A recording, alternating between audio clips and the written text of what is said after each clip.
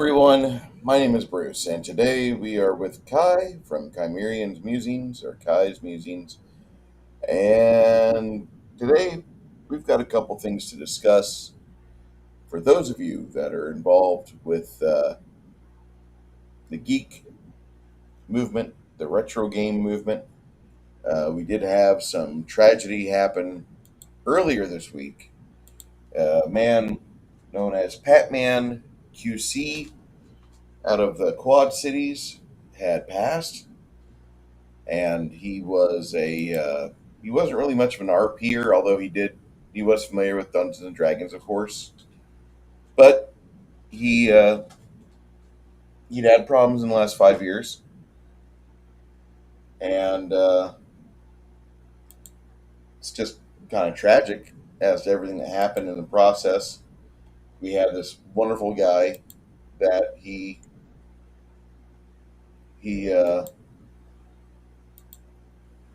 went from being mostly healthy to having problems, and he became a quadriplegic or quad amputee. And 5 days ago, Steve, Patrick's best friend and sidekick with about everything we do in life, he said, "I'm at a loss for words right now, but I'm sure his loyal fans will know that Patrick Davis, Batman QC's passed away. Please keep his wife and kids in your prayers tonight, as he was truly a special person to everybody who knew him." And he really was. We had a lot of respect for Patman. And I figured we'd talk about this real quick. One of the last things he did over the last few years was he did the reviews and the compilations of information on various things for the Mario Brothers in the last 2 months. He did 1, 2, and 3 for Nintendo. He did some other stuff. Here's a here's a video of him just playing Punch Out at the arcade. Like I said, he was an amputee, but the guy was still really good at what he did, to the point that even when he had lost his hands, he was still a hell of a bowler. Over the course of his career, he had 300 games. He loved smashing pins. So I mean, the guy was obviously really geared to the niche of hobbies we've got.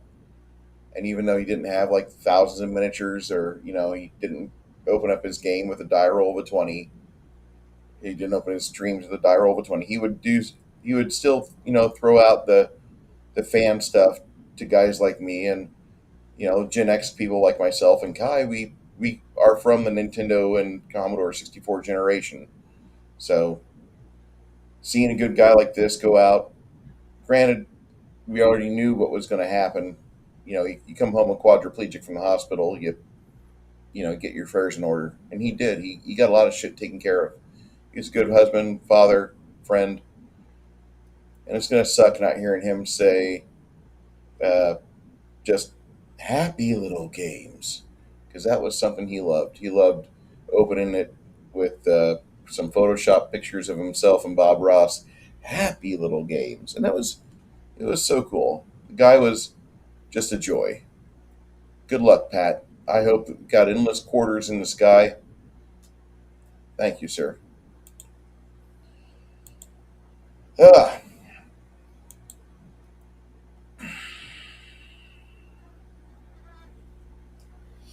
56, man. Yeah. What? Yeah. So we have. I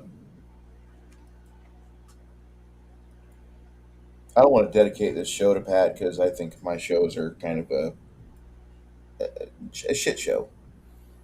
But I do want to say, thanks to him and thanks to his family, and I hope they get the strength they need to push on through the miasma of the initial shock and loss. It's not going to be easy, but hopefully their neighbors pull through. And I know people of the Quad Cities. That's a very good community set of communities, and don't really know what else to say. I don't want to besmirch his memory or drag him through any mud, because a man sure as shit didn't deserve that. No. there's just a lot of people, and you don't get to know them so very well. At least I don't. I mean, there's just too many people to follow. Yeah, there's that. I mean, he was one of the few that would, if you sent him a nice missive, he'd respond.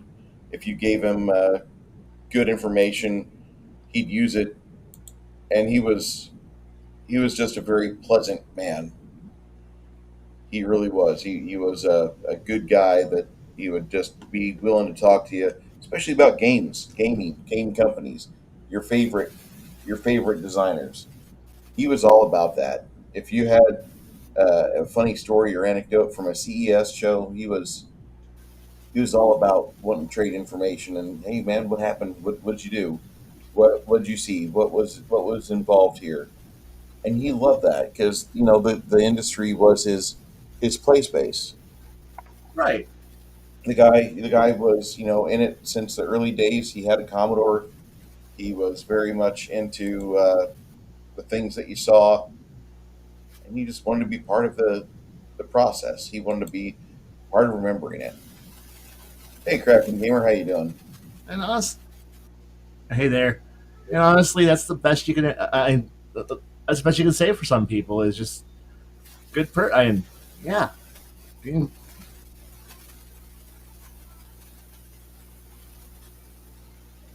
I'm glad I'm not the only one that feels that way. yeah.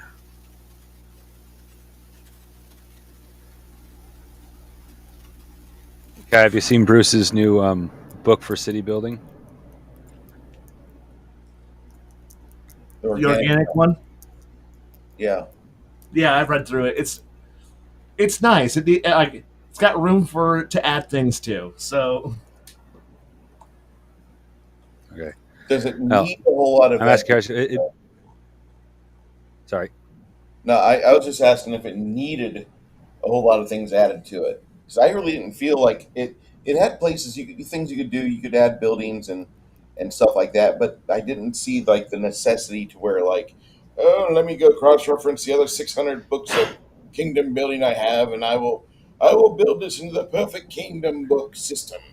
Give me 3 years. I didn't really feel that was I, part of it. that's not needed. It's just simply the idea that it has the room that if you wanted to add more, you could add more. And I mean, I'm somebody who likes granularity, so therefore it works. It's a good framework to start, and without having to be as janky as um, uh, Kingmaker slash Ultimate Campaign, which is probably the best released after you've added a few extra books to it. Rules you could get that's on paper without going to a digital system like an actual 4X, city builder game.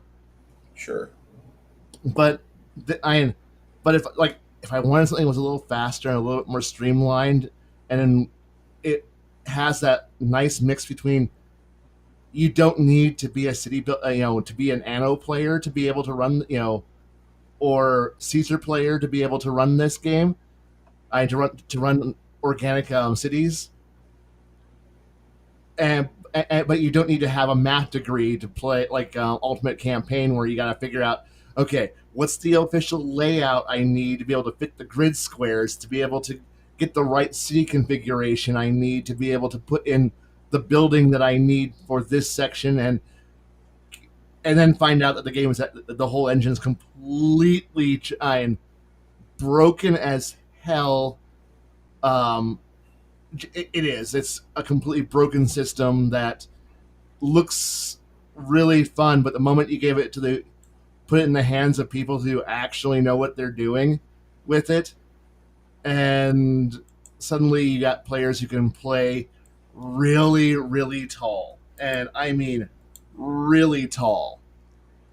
Oh, It, I did some calculations. Uh, I know what you mean already because I did some calculations. Thanks to all the gold I have, it partially due to Bruce's system being silver. I had enough. I could have. I think I had about 50 because I just did the calculations while I was waiting. About 50 build points, give or take. I mean, that's not an exact number, but for the old system, that is. okay. That's enough by the points. If you do everything at 50%, that is enough. Well, that's counting for 50%. That's enough to literally drop a small town. No building, no need to build up, just plop. Right? Just plop.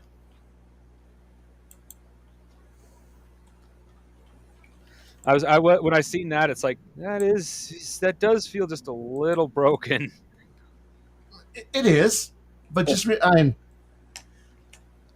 and when you start figuring out a certain point where you can start just airdropping those towns into just bam, like we've arrived, and you just drop it like like a prefabbed colony base just somewhere. Yeah. You just arrive and you drop this block in. It's now a fully functional town, and then you just move on, and then you start figuring out players going, "This is how I."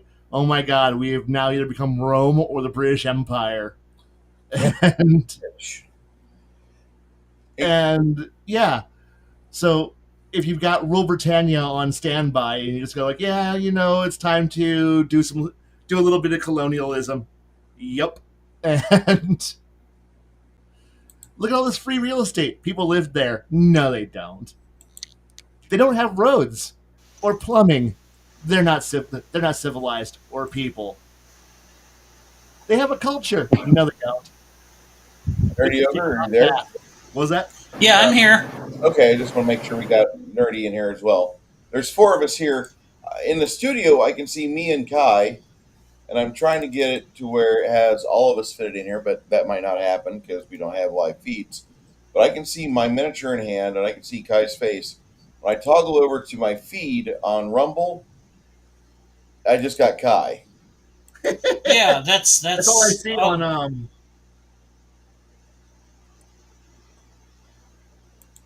That's interesting. Yeah, that's all because I'm using your Rumble Studio as well because that's the only link I had. Okay. Yeah, that's the only one that's out there. It's just kind of funny because I'm fucking with this miniature and not seeing. It's just me on screen. Yeah, it's just him. I don't know what's going on with Rumble, but okay, we'll accept it. Rumble's trash. Eh, I hate to say that, but man, it gets kind of frustrating. Now I can Is appear. that me or you? I can see crap. Okay. We'll get crafting now. That's Yeah, well, I have a terrible background right now, so I'm not going to keep the camera on. I was just seeing if I could figure out what was going on. What's for dinner? That was chicken tenders, broccoli, and a baked potato. Hey, Bob Johnson, how you doing, sir? Ooh. Other than the broccoli, I hate cooked broccoli. Give me raw broccoli any day. Yeah, I already had eggs and bacon. I ate those on the other stream I did. I was so fucking hungry. I'm sorry, but no, we had a pretty good day. I could have ran a better game. I really ran a crappy game today, and I should have done a lot better. I apologize to you two as my players. I apologize to Kai as a possible viewer. I apologize to even the people of Rumble and YouTube for not providing the quality stream that you guys could go watch and enjoy at least.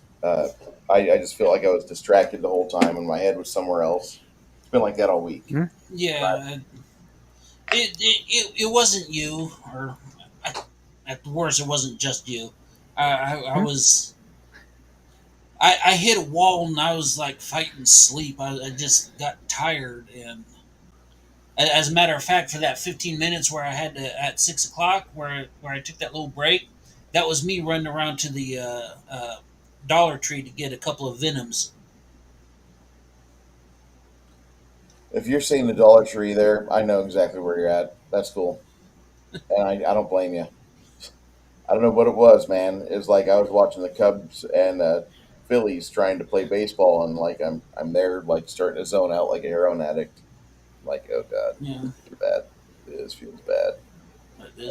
I guess it was just one of those days where it was like, You got some shit. You got some. I thought I was the one that was supposed to have narcolepsy. We got some really bad weather though lately. It's been super bad. yeah.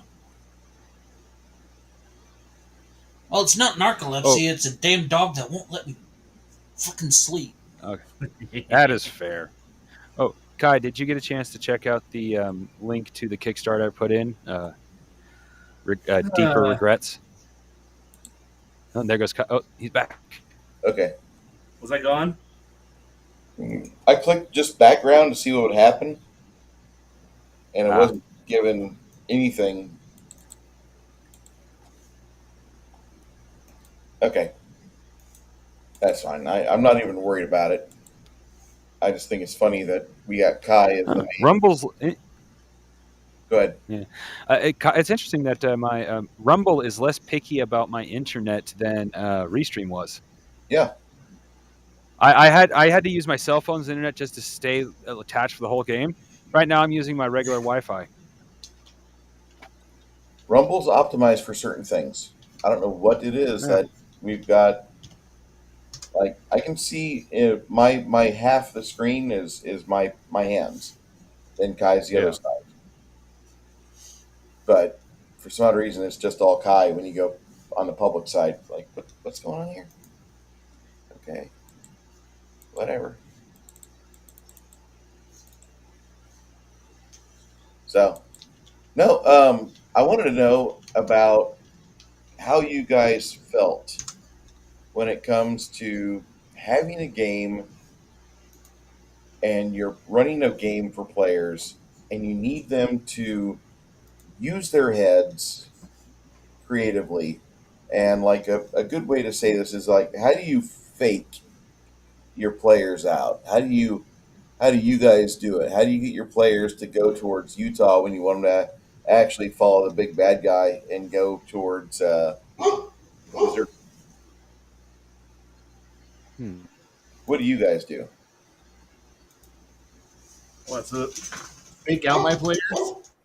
What You mean to fake fake them out? out? It's like part of the game requires you to really fake your players out. Honestly, it's information overload. That's what I do. I just give so much information that it's going to be a natural. My players are going to naturally pick up the wrong intel, and they're going to go running off in the wrong direction. Because I, I guess I kind of go with the idea that the approach towards like signal intelligence or just intelligence gathering, that you're just going to get noise, lots and lots of noise, and you got to figure out from the noise what the actual information you need is. And by giving the players way more than they can ever actually use, and the real answer's in there, the clues are in there, but because by how you say it, what you give, your players are going to instantly either put it together, figure out what's going on, or they're going to make the wrong assumption. And let's be honest, people make bad assumptions all the time.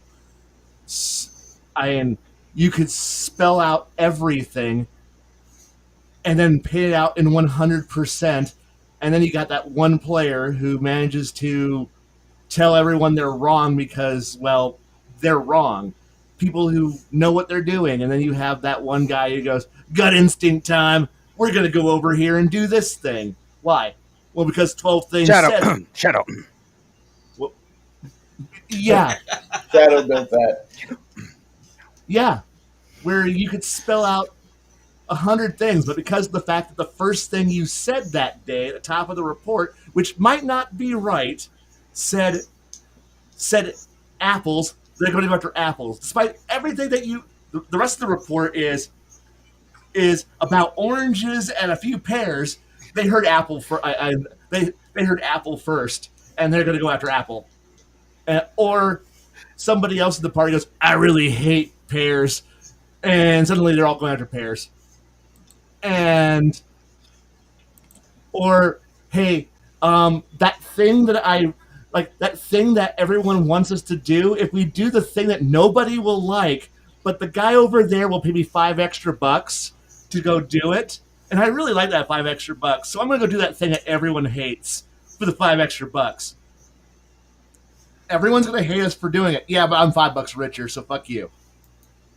Is it $5 And $5 richer in 2020 or $5 richer in 1860? Because there's a vast difference between oh no, look, all you need to know is that I'm going to sell you a cell phone plan and $25 in chicken nuggets if you go and blow the fuck out of that other guy over there. Man, all right, cell phone plan and some chicken nuggets. Excuse me, I'm gonna go blow someone up, and everyone goes, "That's a bad idea." Chicken nuggets, come nom nom nom nom, and it's like, I got chicken nuggets. I don't know what the fuck you got, and everyone goes, "What the fuck, dude?" And that's literally how information overload.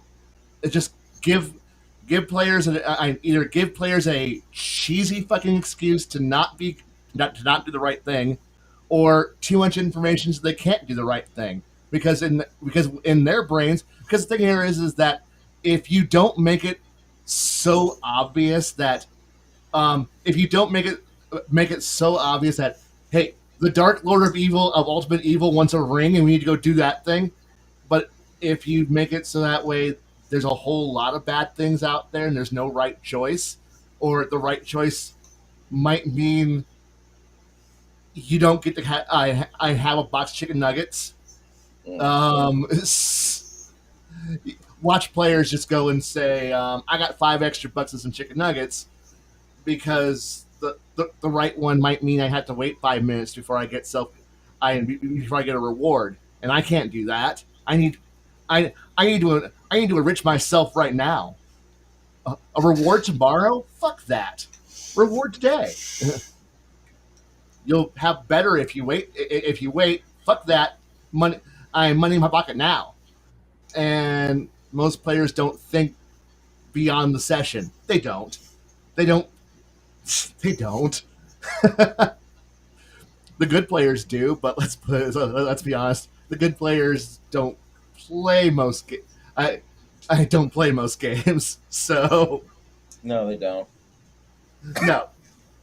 Most of us don't want to do math. Most of us don't want to take notes. Most of us don't want to do paperwork. Most of us don't want to do any kind of actual hard labor. Most of us don't want to check our emails or message boards. We don't want to do anything. We just want to show up for our session, roll our dice, stomp some faces, and then go home and get some chicken nuggets.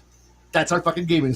That's the majority of your gaming, and you might get lucky, and one of them goes, I watched me some anime cartoon things, or I watched a new movie. I want to be cool, or I read a comic book. Now I want to do this cool thing that I saw in the comic book, and that's exactly what you're going to get from most of your games. So you don't need to try hard to fool your players. The only players that you really need to actually try hard to fool or trick are the players who do write good notes, who are asking a lot of questions, and I mean actual good questions, and who are putting effort in, and who are not being loud, not being boisterous. They're the ones in the background, right? Keeping track of all those little details that we throw out and then never think about again because they're background fluff. They're just they're the flavor that makes our games fun and interesting. And then there's that one player who's putting it all together in the background. And then when you're adding in your little shit to make things more interesting, and then they go, okay, so here's so here's all the pieces of the puzzle that we've been given, and most of you have been ignoring because honestly, they're not putting money in your pocket, and they're not putting bases to smash for loot to gather. So most of you aren't paying attention to it because it's not drinking, fucking, or food, and it ain't treasure. So you don't give a shit because, well, you're players. You don't fucking try hard because it's gaming. You don't need to try hard. All you're doing is thinking with your dick in your stomach. Congratulations, you ain't thinking with your brain. I'm sorry, most gamers are like this. Yeah. some of you, I make I sprinkle in some theater kid shit. But at that point, if you're a theater kid, you're thinking with your dick. If you're the average person, you're thinking with your stomach or with your shorthand. Because I'm bored, I want to crush something. You're not thinking. Most of you aren't thinking. Most of you can't even remember what the fuck you were doing last session 2 weeks ago. Do you? Ask most of your players. Do any of them know? Probably not. And like you can ask them, hey, what was your actual background? They'll have to look through their notes and figure out if they actually even have one, Do I have a or if it's background? actually more than a paragraph. Because we can just bolt on a personality, and since most of us don't put thought into our characters, the bolt-on personality that we have is swing sword, kill shit, get loot, go home, and that's all we fucking do. It's garbage, and to be brutally honest, it's just not fun. I don't like it, but I also find myself going, well, this is why I write shit on the side. I have stuff that's going on in the background. I know 3/4 of you aren't going to ask, and the 1/4 of you who do, one of you is going to give a shit about it. But all of that shit's in the background, and therefore, whenever my players go, man, what's going on? And then you hit them with too much information. Just way too much, to the point where they have no idea what's going on, which is a valid tactic. Most people don't know what's going on. Most people don't want to know what's going on. So you can hit them with everything under the sun and then watch your players all sit back and go, what do we do? And I'm like, obviously what you do is you sit here, put your thumb up your ass and spin around until the plot falls on you. And that's when you start realizing, because okay, how many of you have read Red Storm Rising? I did. Sounds familiar. Okay. I don't think I read it, Never heard but It's Never a heard great of it. book. The best part of that book is the first third. The rest is cool. The war part is cool, but the actual best part of Red Storm Rising is the build up to the start, to what is the instigating factor. Most of the people don't know what's going on in that book. You are introduced to everyone who's going to be a key. Most of the people who are going to be key individuals of the main story before things start. But the thing here is that in the book, things actually start 6 months before what most players would get caught in the opening act of. So most players are reactive individuals who wait for someone to kick in the door, for a bridge to explode, or something bad to happen. And if it's not something obvious, they don't know what's going on.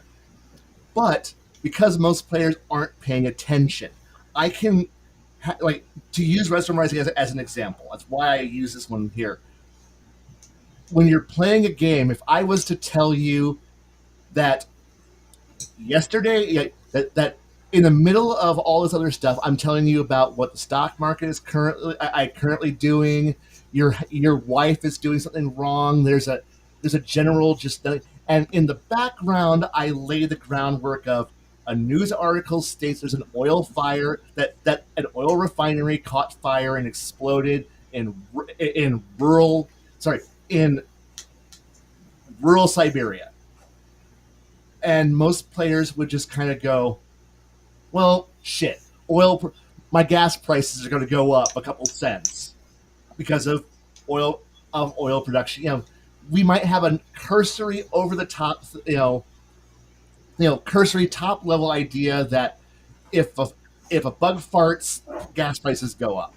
An oil refinery explodes, we don't care about it, because most of us aren't in the circle of going, oh shit, this fire is monstrous. The explosion is huge, because most of us aren't going to go put more thought into it. Now, we fast forward a few more months of adventuring life plot, going through things, and then you start to slip in, hey, why are there a lot of car batteries going missing in Russia? Not a problem for most of us. No one, and none of us care, except for someone might be asked the question of what kind of batteries are going missing, and then you realize somebody's doing a massive refit to all of the diesel electric subs of the Russian fleet. This is something that should flag to people who know what's going on. Like, wait, why are they doing a massive monster refit of new batteries, fresh batteries, to the entire fleet? No one knows. But the thing is, in the news, you are hearing, disarmament talks are happening, peace treaties are being proposed. You're getting a lie that's not matching up with the facts. You're getting politicians telling you a bad story while something's not adding up. Then you're just going through here and going, hey, a month later, here comes a new story. Six mid-ranking colonels have been shot for inefficiency, for lying on their radio reports. You know in your heart the Russians don't fucking ever do anything right, and they're always corrupt, and they're always doctoring numbers. Why are they suddenly shooting six mid-ranking officers with good records? Now things are starting to not add up, and you start like, okay, why are they now pushing this other thing that's happening? Why, the closer you get to 0 day, to the initiative of things, you start going, why are there ships pushing to sea at certain times? Why is this happening? Why are they pushing training reports, regiments up faster than normal? And you start building up this thing. The thing is that these are all the clues that you throw in with everything else. The thing here is that the idea is that I'm, as a GM, I'm going to try to throw every detail that I can, so that way you miss the critical information until it's too late. Because there's going to be a point that the players are going to see what's happening. The thing here is that you're trying to delay that point when the players put two and two together, because they've been chasing red herrings or they're too busy with other problems. And what you're hoping for is that when the players finally put two and two together, it's too late to do anything, too late to stop it. And because I do try to shoot for a longer term game, a longer term adventure, this is why longer term games are so much more important to me, is because I want to have 6 to 8 months to lay the foundation of what's going to happen. This is why whenever I'm running, the first sessions are going to seem like nothing important is happening. There is something important happening, but I'm trying to hide it from you on purpose. I want to lie to you. I'm trying to make you do everything possible that's not right, but it's fully in your character. You're going to do it. You want to do it. You're having fun. You're getting what you're doing. What was that? Do you like that idea for your character? Yeah. Okay. I want you to enjoy it. Enjoy what you're doing. I want you to have the free will and the agency to know that you are doing what you want to do, what you need to do. Okay. And then I hit you, and then hopefully you'll see the oncoming train ahead, before it hits you. But I'm going to hit you with that train. That train's always going to be coming. It's been coming, but I'm not going to let you see the train until it's too late. But you will have had plenty of opportunities in retrospect, in hindsight. If you had put all the pieces together, you would have seen the train. You could have gotten out of the way. But I know most players don't see the train until it hits you. Yeah. Until suddenly there's now Soviet tanks crossing a border and Iceland's being invaded by hovercraft. You had a grand total of maybe 48 hours to figure that out, while the other guy had 6 months to prepare. That's what it comes down to, is that my bad guys have a plan.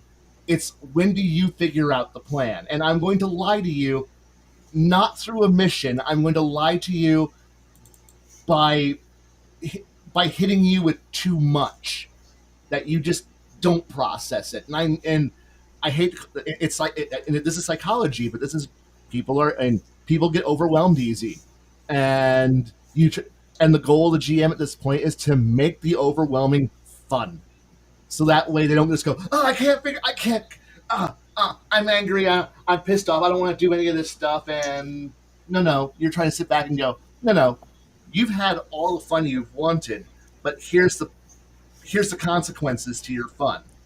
And your consequences might be, hey, you're the only guy who figured it out. Congratulations, you get to spend the rest of the war on an aircraft carrier.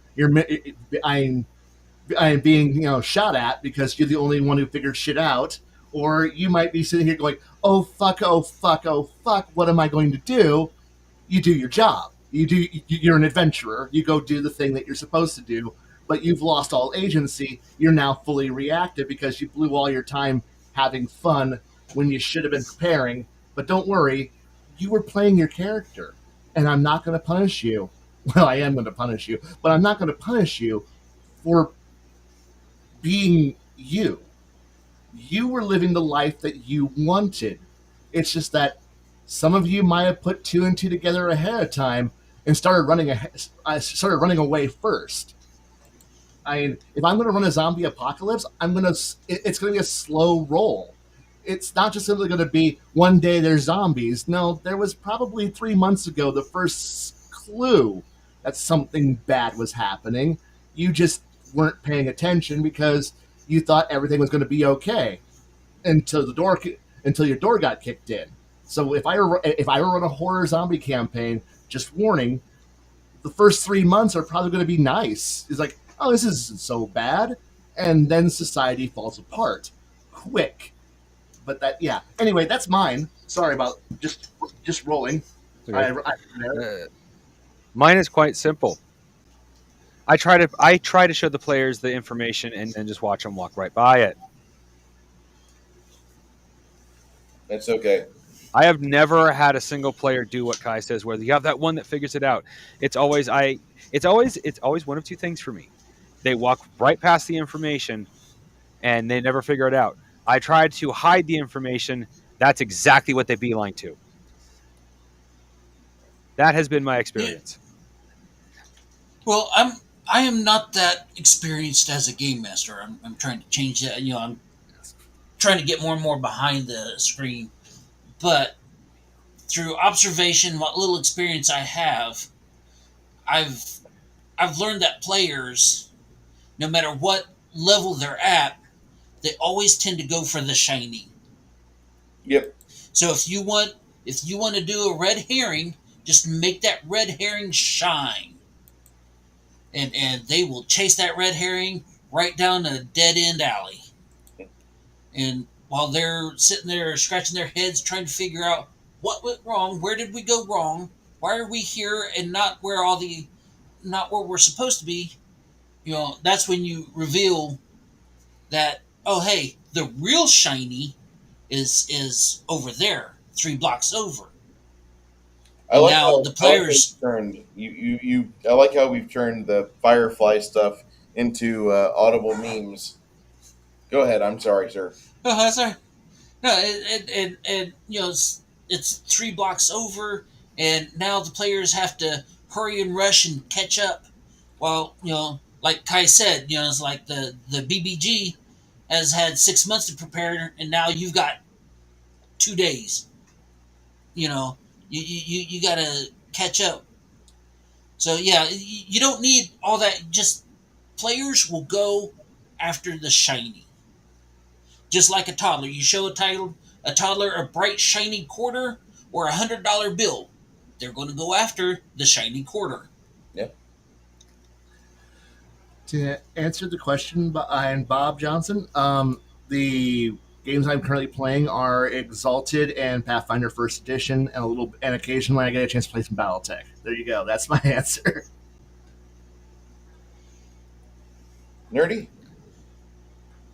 I am currently in a Nightbane game, a Rifts game, and I don't know how would you describe Pathfinder adjacent? How would you describe your game? I mean, Pathfinder adjacent.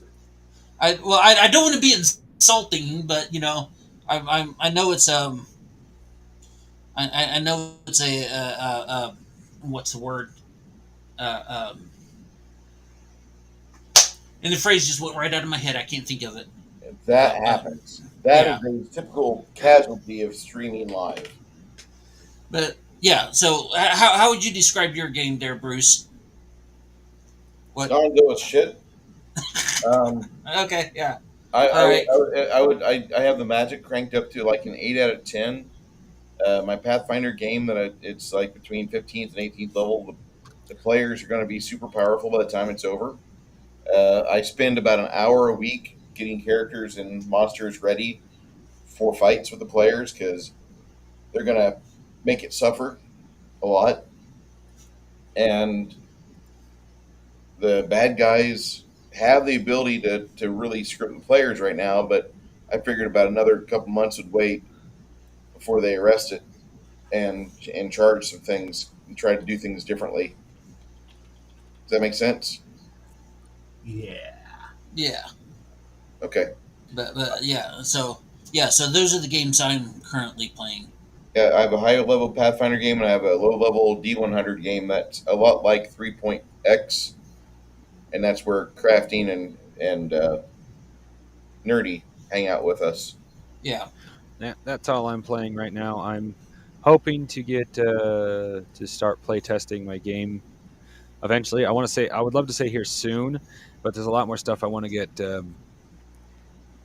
ironed out before I start doing playtests because I have a bad habit of going into something too soon, so I really want to like take my time with this.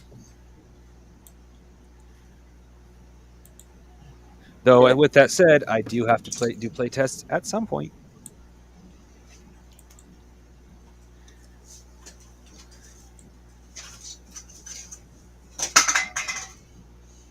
Ty, did you make all your points you wanted to on the deception and leading the players around in different directions? Yeah, without going 100% into just If you describing want, the entire book. you want to go spastic, you can, but you don't have to. No, I'm good on that. Because if you read the book, you know what I'm talking about. Yep. So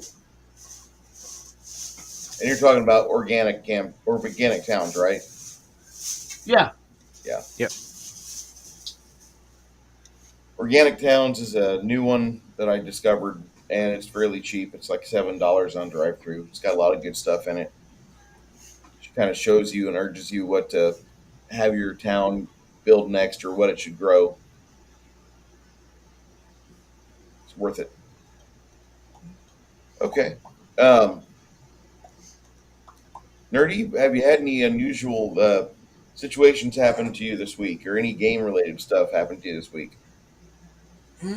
Anything unusual? No. Okay. Yeah, no. I mean, just like my Nightbane game's been canceled for the past 2 weeks. I mean, Uh, you know, July 4th, and then this yesterday was the Game Master's anniversary, so Nobody plays can't that make it because I gotta spend it with my wife. Game Master has screwed up priorities.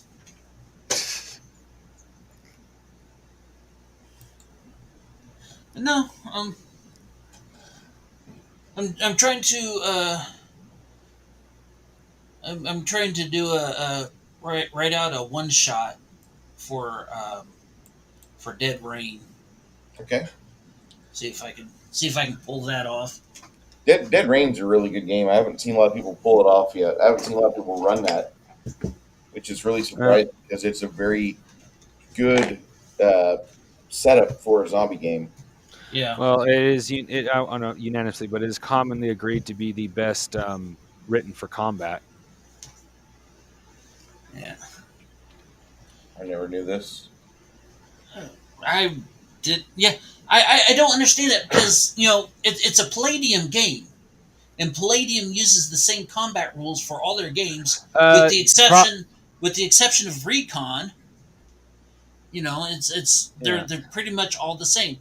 Yes, Rifts and Three Galaxy has mega damage, but it's at the core it's still the same. It's not the combat being written. It's not the combat itself. It's the way it is written. I love Palladium. Problem is, unless you are either heavily into Palladium or you started with Palladium, Palladium is a word salad set of books.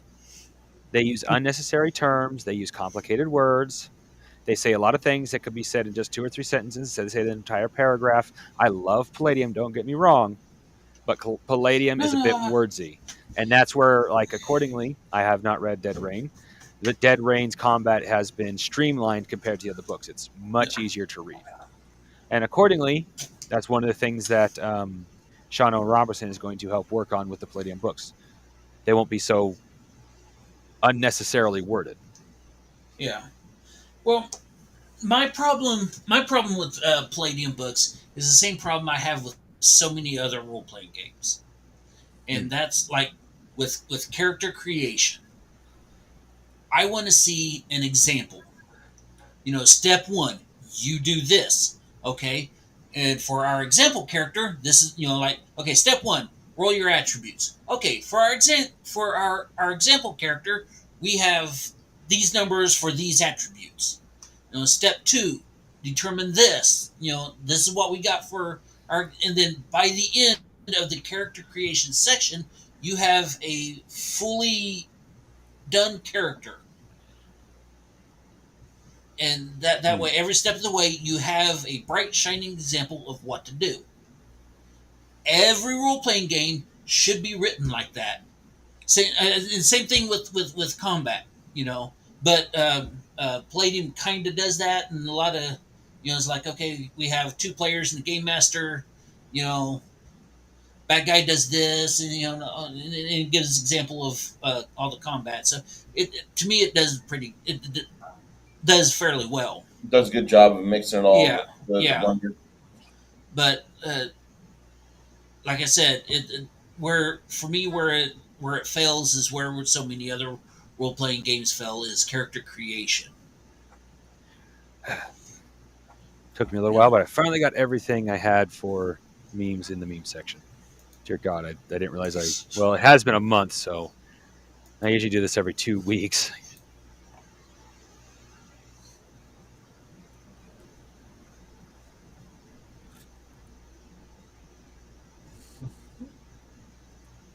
So crafting, I didn't mean to have that long of pause there, but crafting.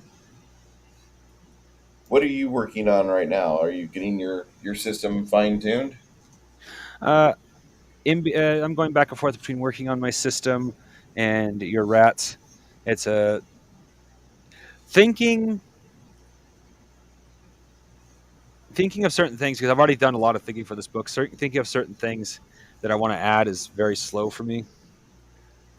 So I go back and forth between your, like right now right now I'm playing with memes, but what I'm going to be doing here in a little bit is doing some more painting on the rats. But as in general, yeah, I am working on my book as well. Nice. I'm hoping to I'm You two hoping to are finish evil. what? The squirrel, the poor Oh, squirrel. That oh, should. Oh, you are evil, sir. At least give warning. The squirrel? you can do that? Oh,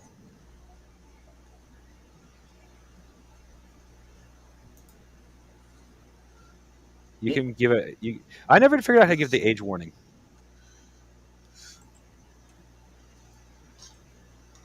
it's not age. It's oh. Well, either way, Oh, I don't know how to. oh, I don't know how to do that. I must have oh. missed one.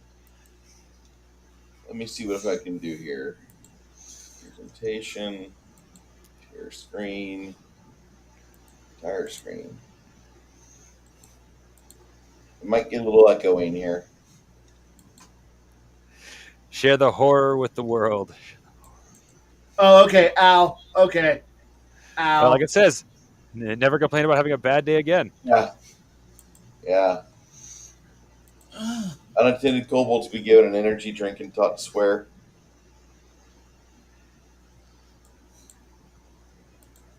All gluten-free people know the pain, the business, the bunless burger, the pile of crumbs that was meant to be bread, another fucking packet of crisps, and wine, just wine because there's nothing safe on the menu. Online friends group. Dudes. Chicks, mostly their own age, within like 8 years of each other. Dudes, like, we got generational gaps here. It's true.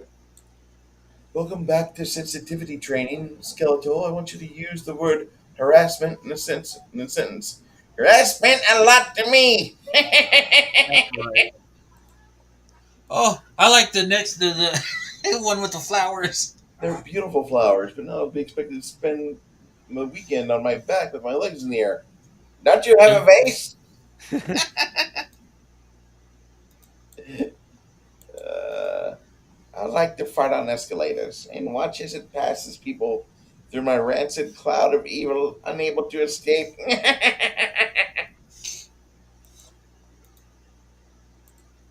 A woman sleeps with 20 guys. She's called a slut. But if a guy does it, gay. It's definitely gay. Not wrong. No. Skeletal, men only want one thing and it's disgusting. Then watch it. God damn it. When you introduce your kids to metal, fuck. Fuck. That's exactly what that is. Cute thing I tell my kids when we see a dead deer on the side of the road is, looks like Santa lost his temper again.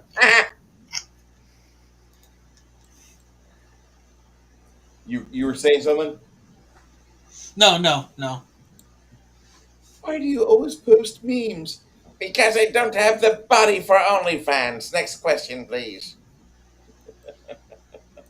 That is factually inaccurate. Sorry, but there are some sick, twisted people out there, and there's a market for anything. Is it Rule 34? If Yep. it exists, there's a porn about it. Skeletal, I was shaving myself in the shower. You know what that means? Yes, it means the drain is clogged again.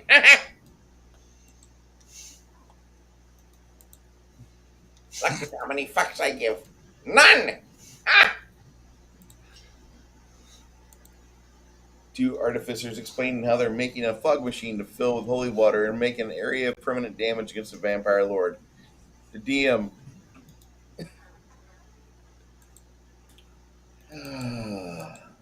The town's engulfed in flame. The wizard and paladin, barbarian, sorcerer.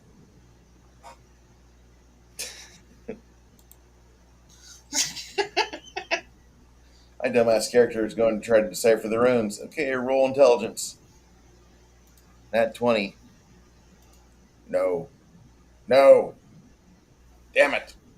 My head's huge now. I figured it out. First time DM. Yeah, sure, you can do that thing. Please roll a strength check. That one player. No, that's not how the rules work. DM is law. Uh-oh. A respected DM playing the campaign. Man, I'm glad I invited that guy. Having Kai in the game. Fucking avocados. This is perfect. Perfect fucking avocados right here. Right? Who eats avocado? I do. I did it when I moved down here. Stargate Galactica. Stargate. He who controls the spice controls the universe. The Dalek Wars. Oh my god. But Janet had the best fucking Jean-Luc Picard I've ever seen. It was John Luke Picard if he was like buff and like worked out and wasn't fucking Patrick Stewart. The power of women working together. I Yeah, I spent way too long on that top one trying to figure out how working of the together women power. No, working together. Okay, of women, huh? The power. What? That's fucked up. Yeah, it took me way too long to like just move on to what the bottom said. That we're not any better. We're just I use my mom's last name instead of my father's. So you mean you use your grandfather's last name?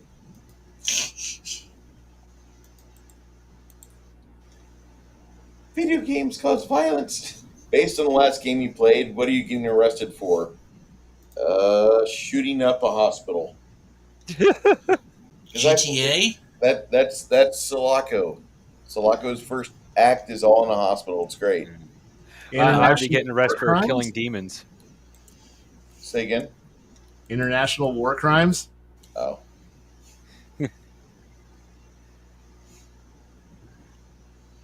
Good The God. last game I played was Fate. Where's the soil? Where's the soil? Holy shit! Wiki wiki. God damn it. Makes too much sense.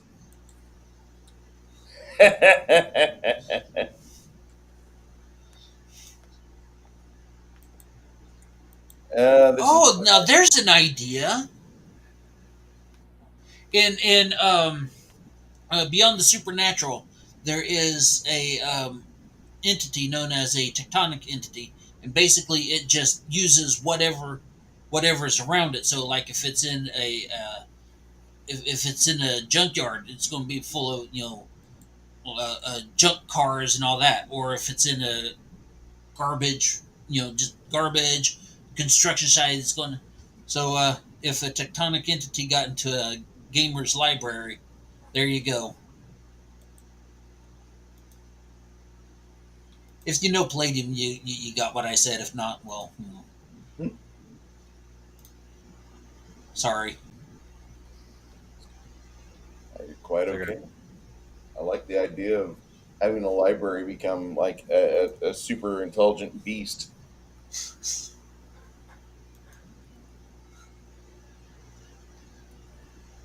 If I liked rum or Red Bull and Jägermeister, I'd like that meme a little more.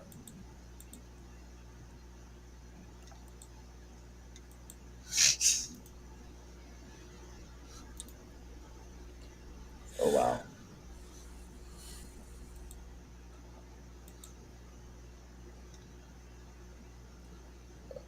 Isn't this how it always is? Getting ready for bed and like all of a sudden you're up writing in spiral notebook till 5 a.m. Yep.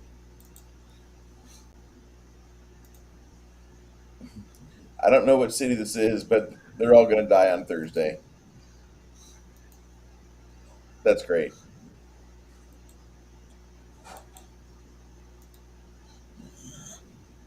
Oh, hell no. No. Hey, look, Texas.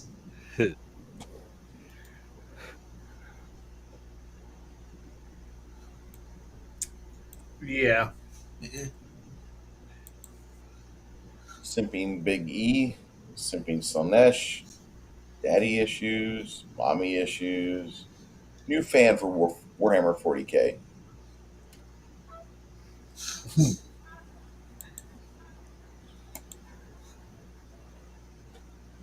I should buy a shower gun.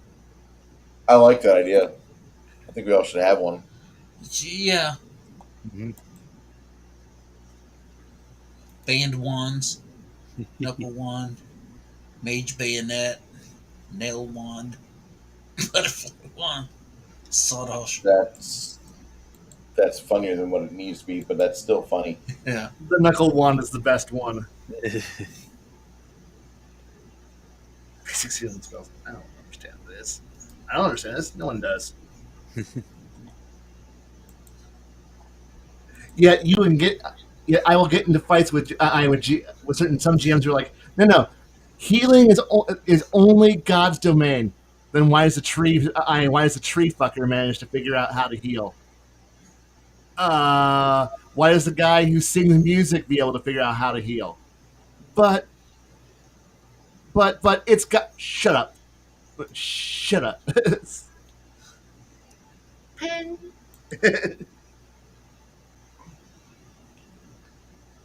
Yeah, that's what only gun people are going to get. But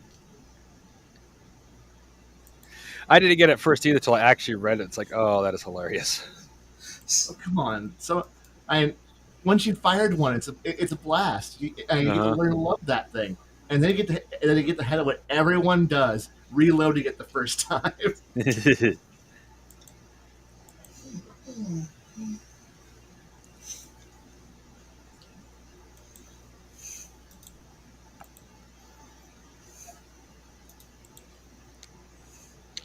Okay.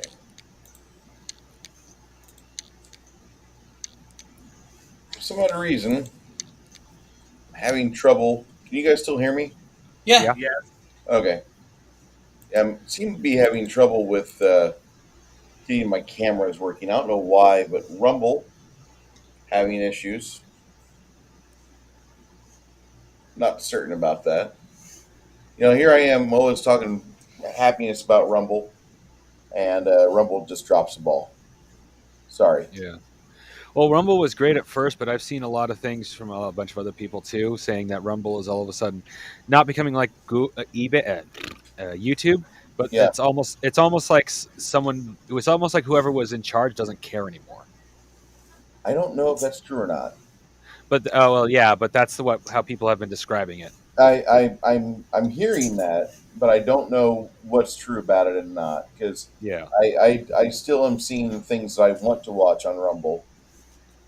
I'm just not seeing stability on this platform for what we're doing. Hello.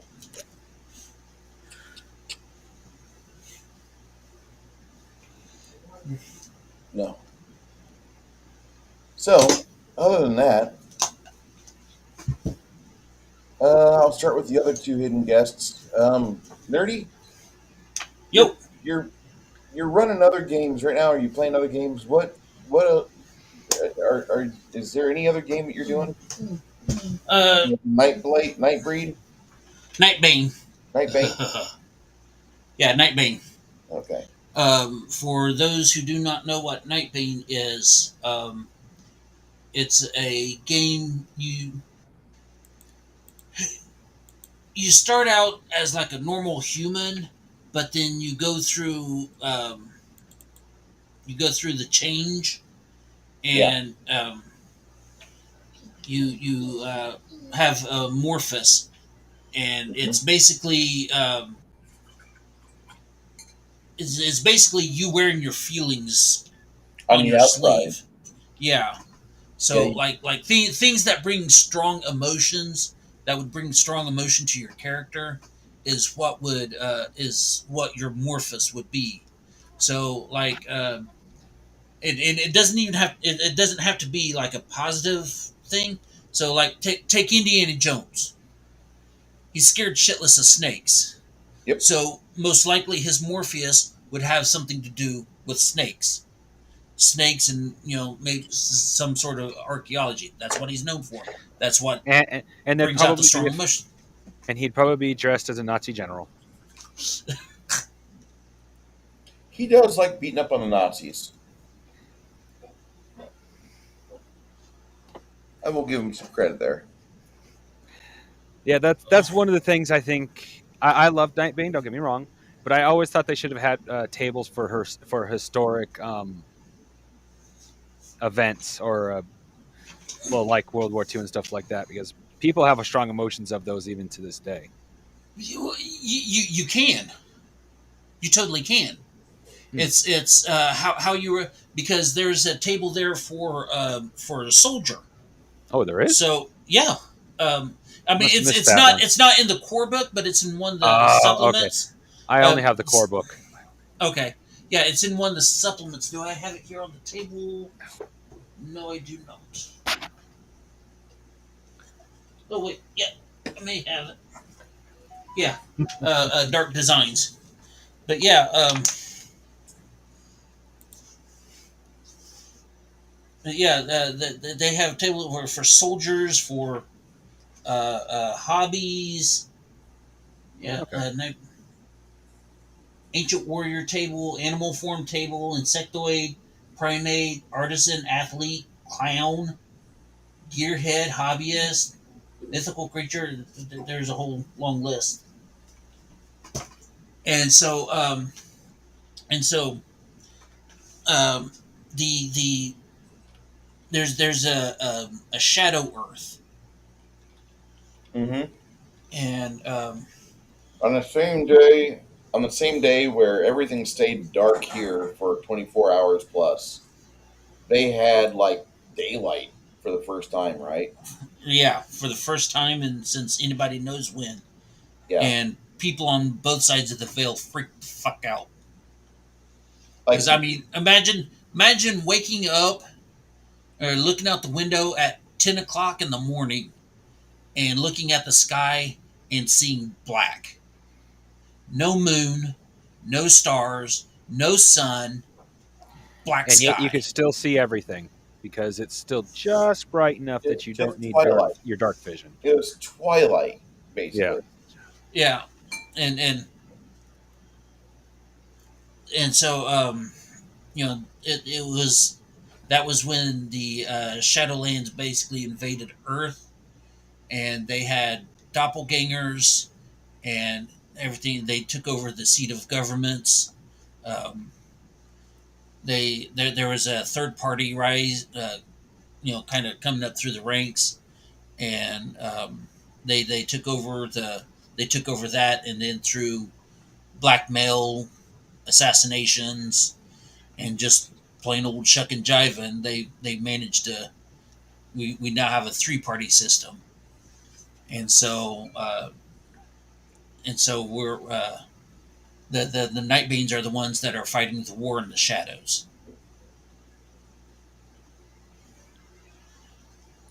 Can And be a so, very good game. yes, it is. I enjoy it. I love it. I've been jonesing to play it for quite some time, but and everybody says, "Well, you could run." I don't want to run a Nightbane game. I mean, maybe in the future I will. I You don't want to have a play it problem with though, it. right? I want to play it. Right. I want to play it. I want to enjoy it. Um, Yeah, but yeah, I'm not looking hard enough as I should for players for a Nightbane game. Problem is I don't know anybody, and I'm definitely one of those GMs that likes to vet his players. I prefer to know you at least a little bit before I play with you because back I'm when I was playing for strangers on a regular GMing for not playing GMing for strangers on a regular basis, I got most of them were teenagers, but I got some weird people, and especially now that I'm on the internet, you can find some strange people. crafting. people are strange. If I were Winters. you, you Yeah. have the best source to pick from. Hmm. And going into Legion of Myths Discord, I don't know if Palladium has their own Discord or not, but I would not go there. Yeah. They they hate Kevin Simbita and Sean Owen Robertson. Well, to be fair, they only hate him there because they show up on Legion of Legion Myth. of Legion of Myth. Myth. Yeah, Yeah. that's fair. And they Really? yeah, and they're not, and you're literally not allowed to talk about Legion of Myth on Oh that yeah, yeah. You Discord. can't. That is actually a rule that is written into the rules Yep. that you see when you come in. If That's another reason I won't you go there. Which if server is you this? I think it's called Palladium something. I don't know. I've never actually Palladium's looked into it. own home Discord. I Oh, don't. It's not an official. I don't think Palladium has an official Discord. They leave that for the fans. Yeah. Um. Is it Palladium Gaming Hub? Yeah, I don't know. All I know is that they have taken a personal vendetta against Legion of Myth. That's funny. That's Yeah. just funny, dude. Um,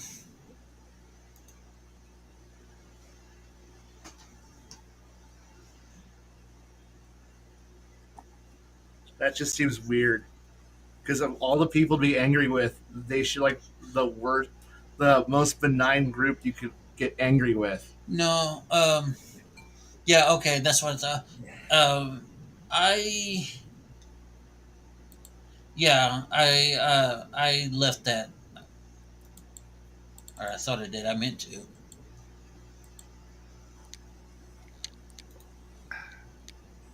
So yeah. Yeah.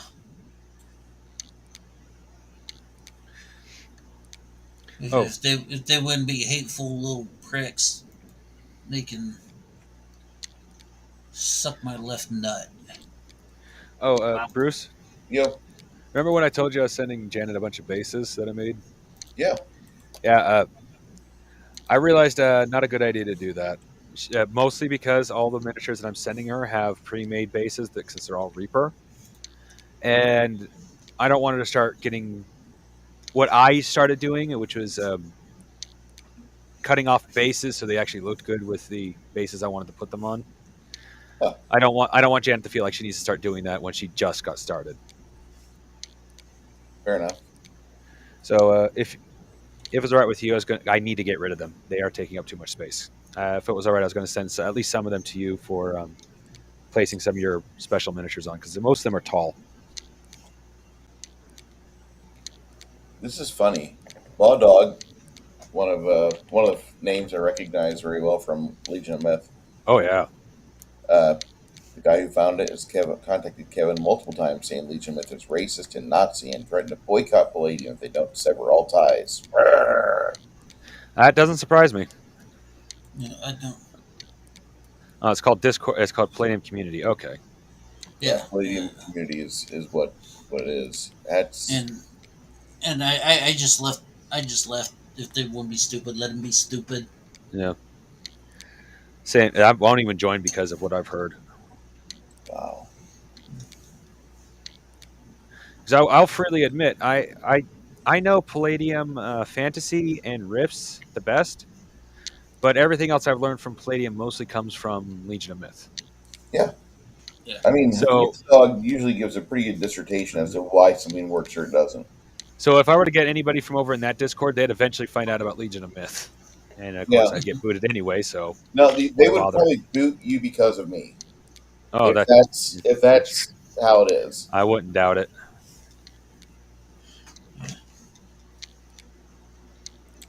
What is that noise? Sounds like a little motor twisting something and it's clicking. Yeah.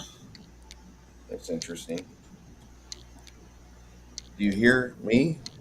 Yeah, I hear you. Yeah. Okay. I mean, it's not overly annoying, but it sounds like a little like one of those little toys you buy to It just for. went quiet. Yeah. Okay, that was my fan. Oh. Well, interesting enough, it sounds like one of those little electric toys you buy for a perpetual motion machine. Ah,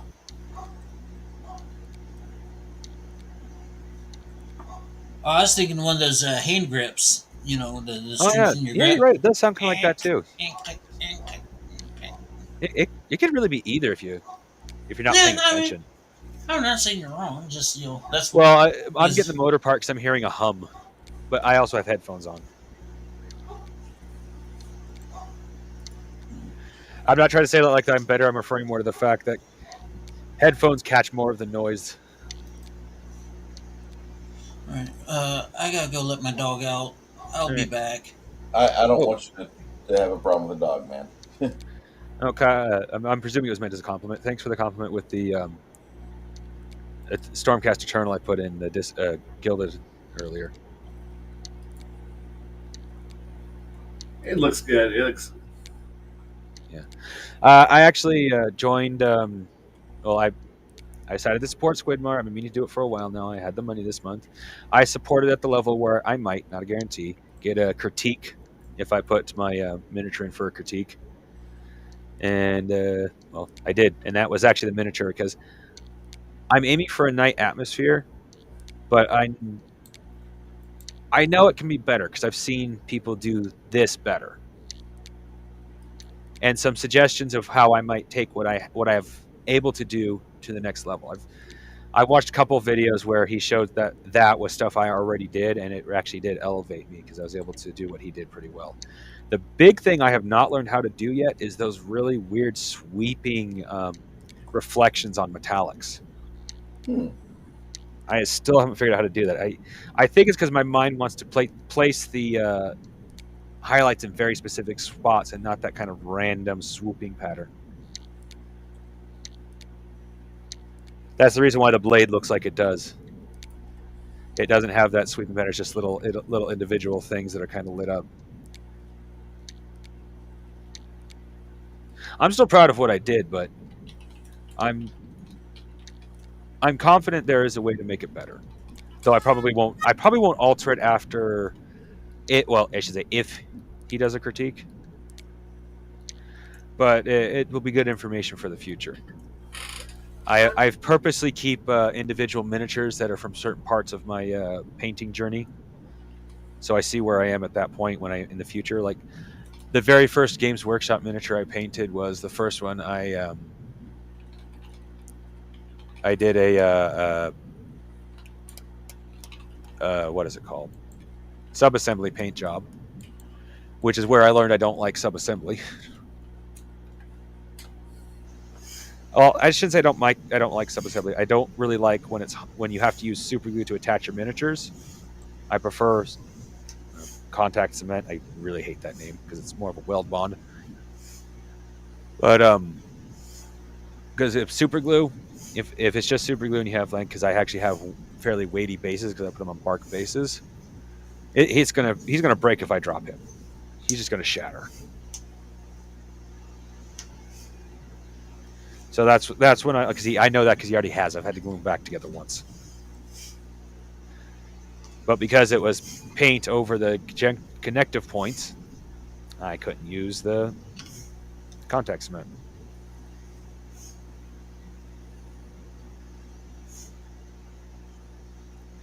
Anyway, get more on a gaming subject. I'm still working on a life path system for my game. In fact, there's a couple of things, mostly tables, that I would love to I have to send a whole copy of my book to when I'm ready to have Kai do a little bit of looking at it. But I'm not expecting you to read the whole book. I'll send you a little thing with saying which bots I want you to look at, but you need the context of the whole book because the way I've written it. Right. I would assume. Yeah. Because you get skills from the life path system, which you need the skill section for. There'll be other things that you need other sections for. Of course, the big one, because I'm not very good at it. It will be the shipbuilding section, which I'm going to get to hopefully here soon. So I'm going to try to make that as customizable as possible because Kai pointed out something that, and he's completely right. I'm basing my games primarily off of other games and animes where the main characters are the heart of the show, and the ship is just there. Yes, One Piece tried to bring more of the ship into it, but the ship is not a character like the characters are. And when Kai pointed that out, and he kind of said it'd be kind of neat if we had a game with a ship with more of a character. I'm like, you know what? You're right. Actually, I mean, I even say it in the book. Your ship is your home away from home. It's going to be the place you spend the most time. So you're going to want to make it the way you want it. So that section, I'm going to take my time and make sure I get that right, though. So it could admittedly be over a year before I'm ready to hand my book to Kai for a look at. Yeah.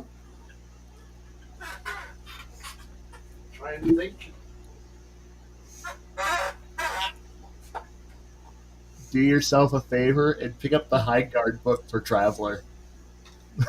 High Guard book for Traveler. Okay, I'll look at that. High Guard for Traveler is so good. Let's see here. High Guard Traveler Update 2022. That is the current. I think that's the current version of the book. But any version of the High Guard book will pretty much be. So you like ships because Traveler is the RPG of RPGs. I it is through all its various versions and mutations and game engine versions. The game of the ship is as much a character as you are. Yeah. It really is, and so you don't have to worry about the J drive, the jump drive, but the maneuver drive is the maneuver drive. It is how you get around. Everything else about the ship is pretty much it's space. And it's not space, but since your game engine setting is a gas giant where there is no bottom, just Oh, death. there Down. there is a bottom. There is a core. The Right. core. If you have a decent chance of surviving because the core is partially squishy if you fall. But on the same hand, there is a civilization down there, and they are cannibalistic because there is not much down there other than gigantic monsters that are hard to kill, and the occasional and more humans than you would expect falling down there. Right. So effectively, once you're down there, you're never getting back up.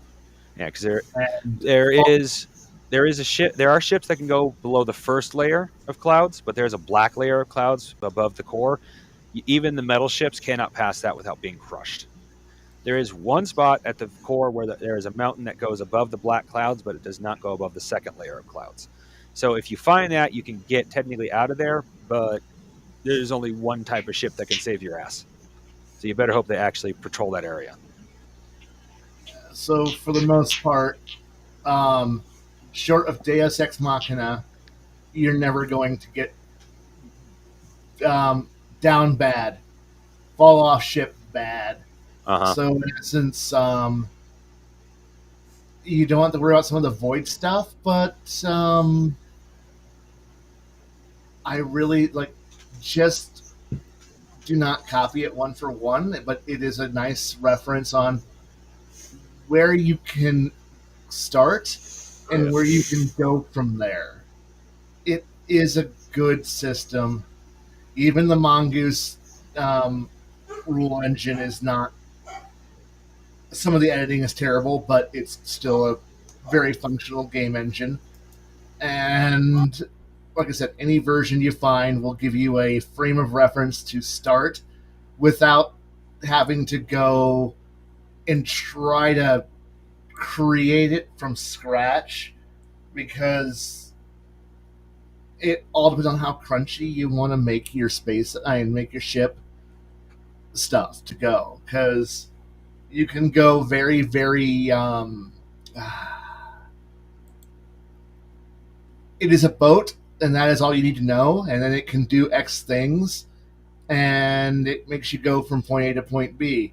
That is going as generic and as vague as humanly possible, or you can get down to individual hull points, and at that point, we're playing Traveler or BattleTech or other, and there's everything in between because it can get as crunchy as down to how many forward hull, center hull, and rear hull you've got, labs, control spaces, weapon modules, and docking slots. At that point, we're playing Starfleet Battles, and nobody wants to play that. Now, I want to play that. for I now, I want to Sorry. too, because I want to run one ship and then 3.5, 5 hours later, we've had a battle done. Yeah, I there would is no fast Starfleet Battles game. There is no just one quick game. No, there's no one good game.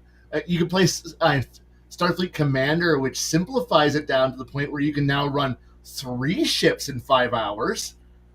But that's not a fun game. I love Starfleet Battles, but it's not a game that I'm going to be like, oh boy, Let's go play me some. Let's go play me a fast game of Starfleet because I'm a Hydran player, and we have fighters.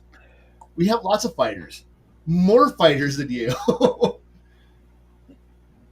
and or I play Zinti, which is I have fighters and drones, more drones than you, and more fighters than you, and everything's going to get very, very, very slow, really fast, because I'm going to flood the map with drones, so many drones, all the drones, and because nobody wants to play pre I why I God F nobody wants to play an early game, so nobody wants to play, FY.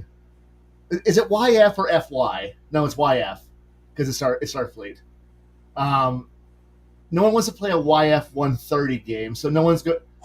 So everybody wants to have the later refits. So everyone's going to be playing at least post YF 185 because they want to have the post General War refits. They want to be at approximately the ISC invasion, but nobody wants to play YF 195 to 200 because that's the Andro invasion era, and nobody wants to play the Andro invasion. So everyone wants to have all the cool refits, which is about Y175, Y185, maximum refits, or everyone's decked out. So you're going to have the high-speed warp fighters, which is the speed 30 warp refit packs on everything. People are going to be running around with super fighters, PFs, high-speed drones, which will make plasmas lame because once you have speed 32 drones, why are you even using plasmas? So the Gorn and the ISC and the Romulan player are just kind of sitting here wondering what are they doing, except for the ISC player who goes, I have more drones than I have more plasmas than you. And then the Zin goes, I have more drones than you. And then the Klingons and Feds go, we're here.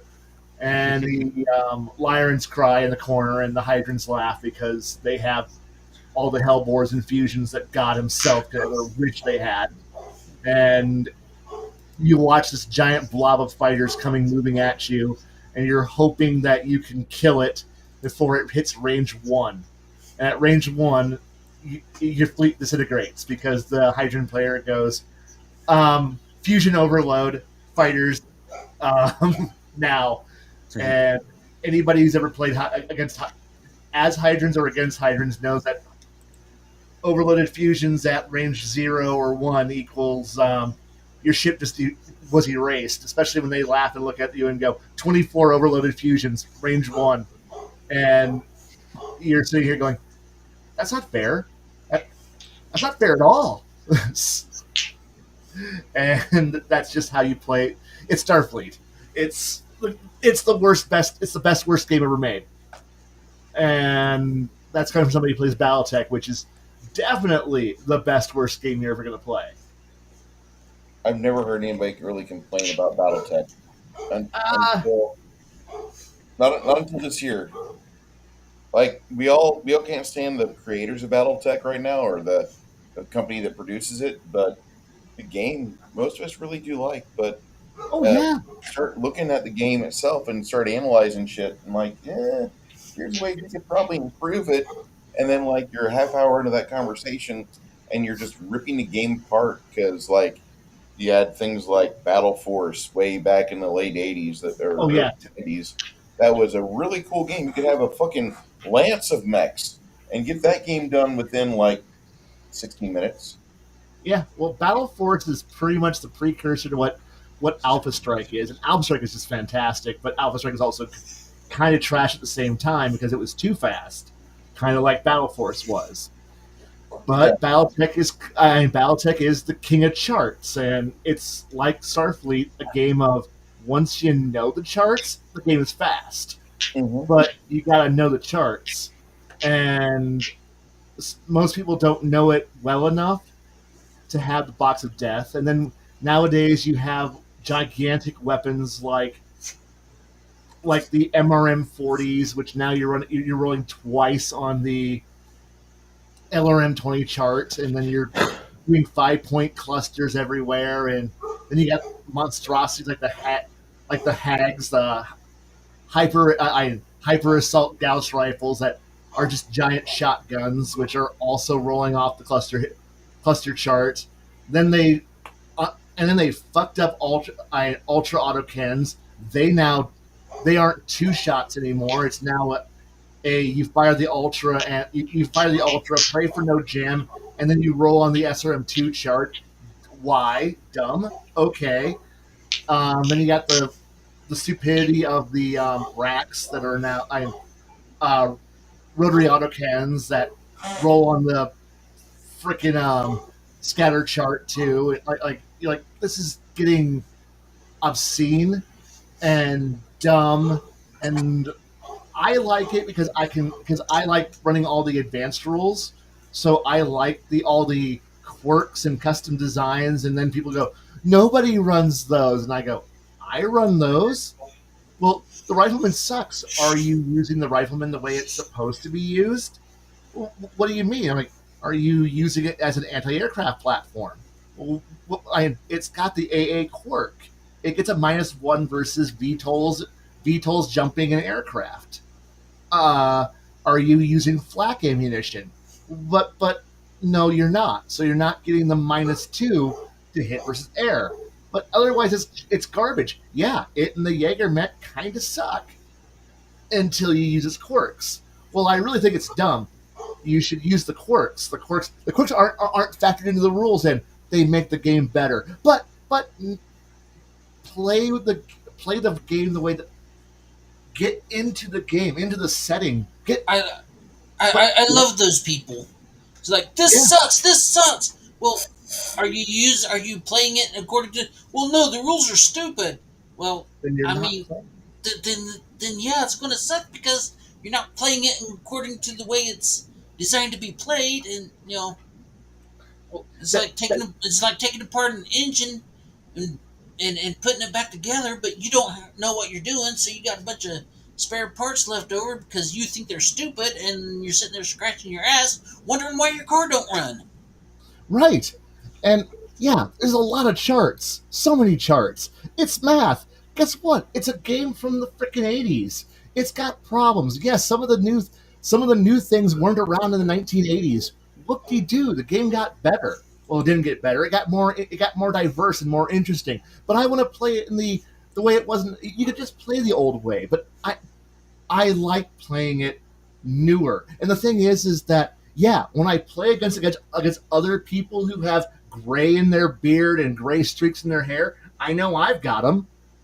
Yeah, we're gonna go play a good old fashioned game of it got airdropped into it fell through a time portal. It's 1987. Let's go play a basic bitch game because well, when you're dealing with the retirement home, you don't want to push Grandpa a little bit harder out of his safe space.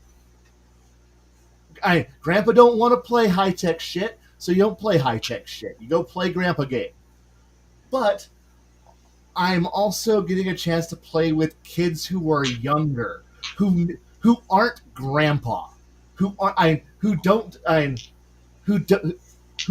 there when the game was released in 1986.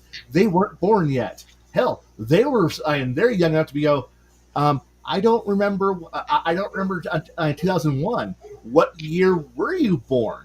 I'm 17. I was born in the late aughts.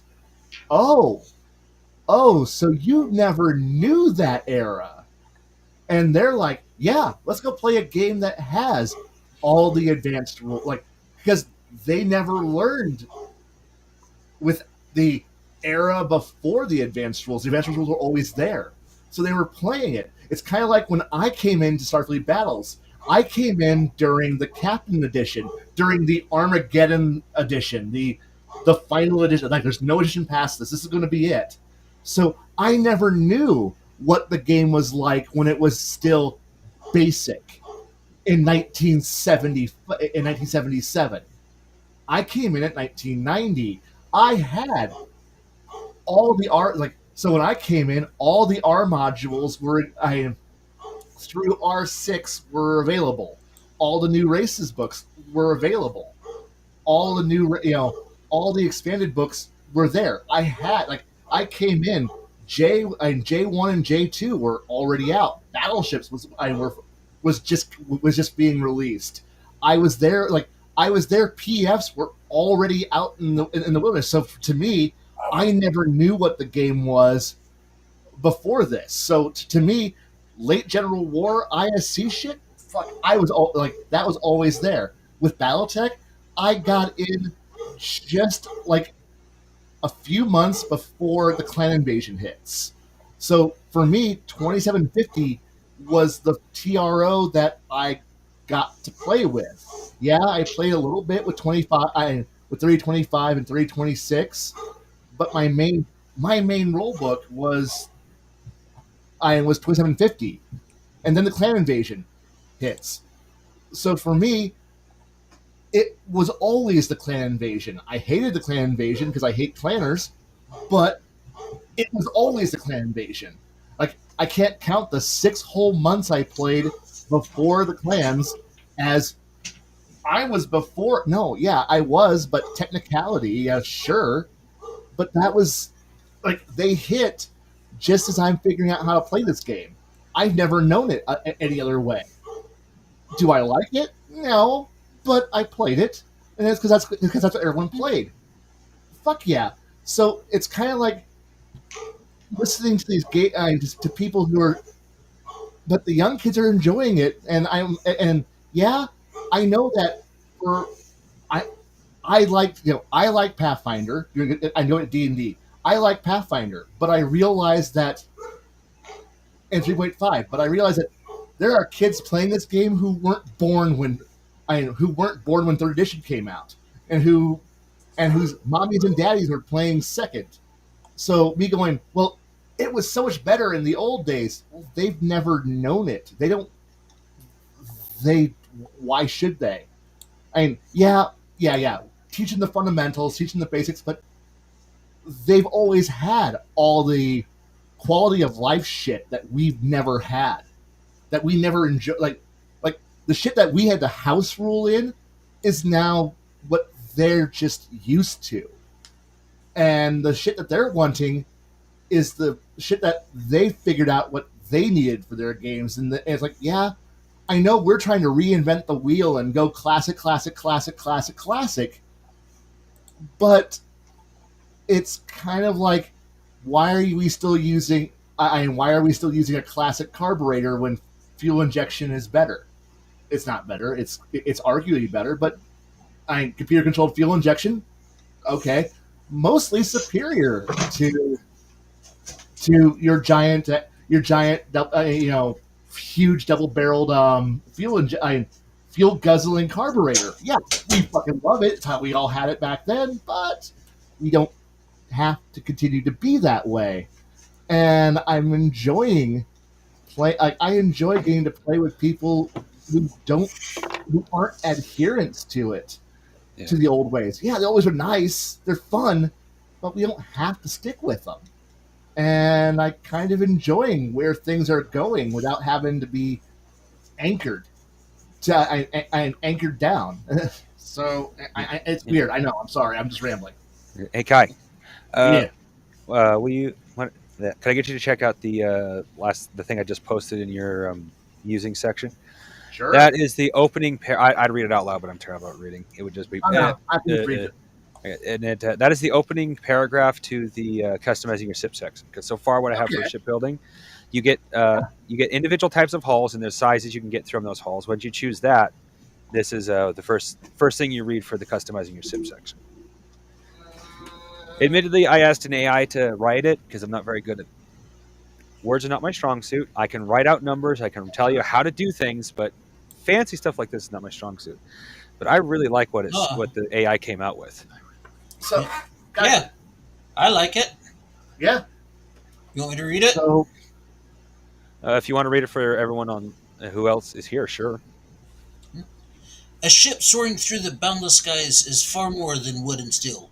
It is sanctuary, fortress, and destiny entwined. For its crew, the vessel is not merely a means of travel, but the very heart of their lives. A floating citadel that shields them from the fury of the elements and the perils of the unknown. Here, among the clouds and stars, every plank and sail is woven with the crew's hopes, dreams, and battles fought together. Thus, this section is dedicated to transforming your skyfaring ship into a true reflection of your crew spirit, a home as grand and endearing as the adventures that await beyond the horizon. I I asked. I literally just took the tiny little thing I said. It just basically said your ship is your home, away from home, and little things like that. And I asked it to make it more epic and emphasize the importance of a ship. And Yeah. I love it. Mission accomplished. Yeah, Yeah.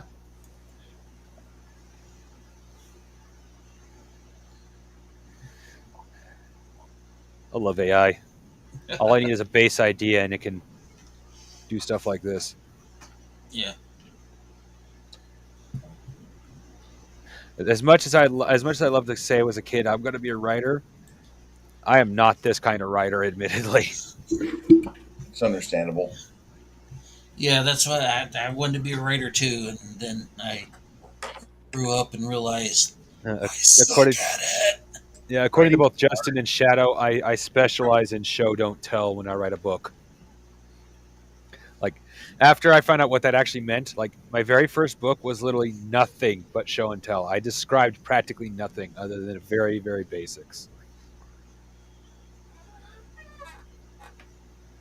So I guess I have one question about your ship construction rules, just to be interesting and just to be curious about it. Yeah. Do you plan on having? You said ship hull types. Are we talking like Corvette, frigate, and frigate destroyer? Like are we going with the traditional naval classifications, or are we going to have a bit more weirdness and fun involved in? Well, so far weirdness, but admittedly, I've been thinking about looking at other ships, like actual real ships, to get a little more classifications. Because so far, all I have is the most basic mercenary ship, which is a war class merchant ship. Like it's both a civilian class ship, uh, straight merchant ship, cargo ship, warship, and an island ship. That's how I've classified them so far. Let go, sword pearls. No one wants you. Everyone hates you. Yeah, sword pearls. There we go. Okay. All right. So like some basic classifications we can work around with, just because I want to run through because what you just described are some just generic just types. I'll freely admit that, yes. I mean, that's just kind of like going. You're running into if you just go with that with the type problem thing, you run into D&D's problem where it lists warship. That's what you have, and then you look at how it's described and how it's modeled. It's a galley. It's a Mediterranean galley, circa any point from ancient Greece through about 1400s if you're in the Mediterranean, which is okay because for some mysterious reason, every role-playing game is set around a vast inland sea, which is, wow, the not med. It's the Cosa Nostra. Yes, yes. Yes. In Kai's Musings, I just put two pictures of. They're not amazing for what I'm imagining for warships, but they are definitely not your traditional ships. Right, but no, you're running into the classification problem that D&D has. Oh, I see what you're saying. Yeah, like in each D&D classification, there are sizes. Like you can have ship X size to X size, where that'll have varying other things will change based off the size. Okay. Now, the thing here is that what you're going to start running into also at this point is the standardized, there isn't really a standardization for a long time for classification. So, yeah, if you look at the sailing ships, you're going to hear terms like first rater, second rater, third rater, all the way down to sixth rater. Then you get your corvettes, your brigs, your cogs, and these are all nebulous terms that you get kind of confused. Like what qualifies as a first rate ship of the line? What and or you get the problem of, well, the Spanish may consider a first rater to be a lot different than what a British. And the thing is, the terminology also changes based on what era. So what you're trying to what you're going to be like looking at here is like what era, whatever era you define is going to be what is the predominant era for the game setting. So I know that. Okay, go ahead. Sorry, I was helping. What I was going to say was, as for the age, well, for this book, there is no direct age for outside in the world. It is you could literally run across something sci-fi if the GM really wants to. However, in general, you're going to have just before repeating rifles. I mean, just before you have cartridge rifles, just before you have something that can not. We're at black powder stage right now, but I have to put in the books that we're just before repeating. I think the term is repeating rifles. I'm not a gun expert. Just before that stage of weapon technology.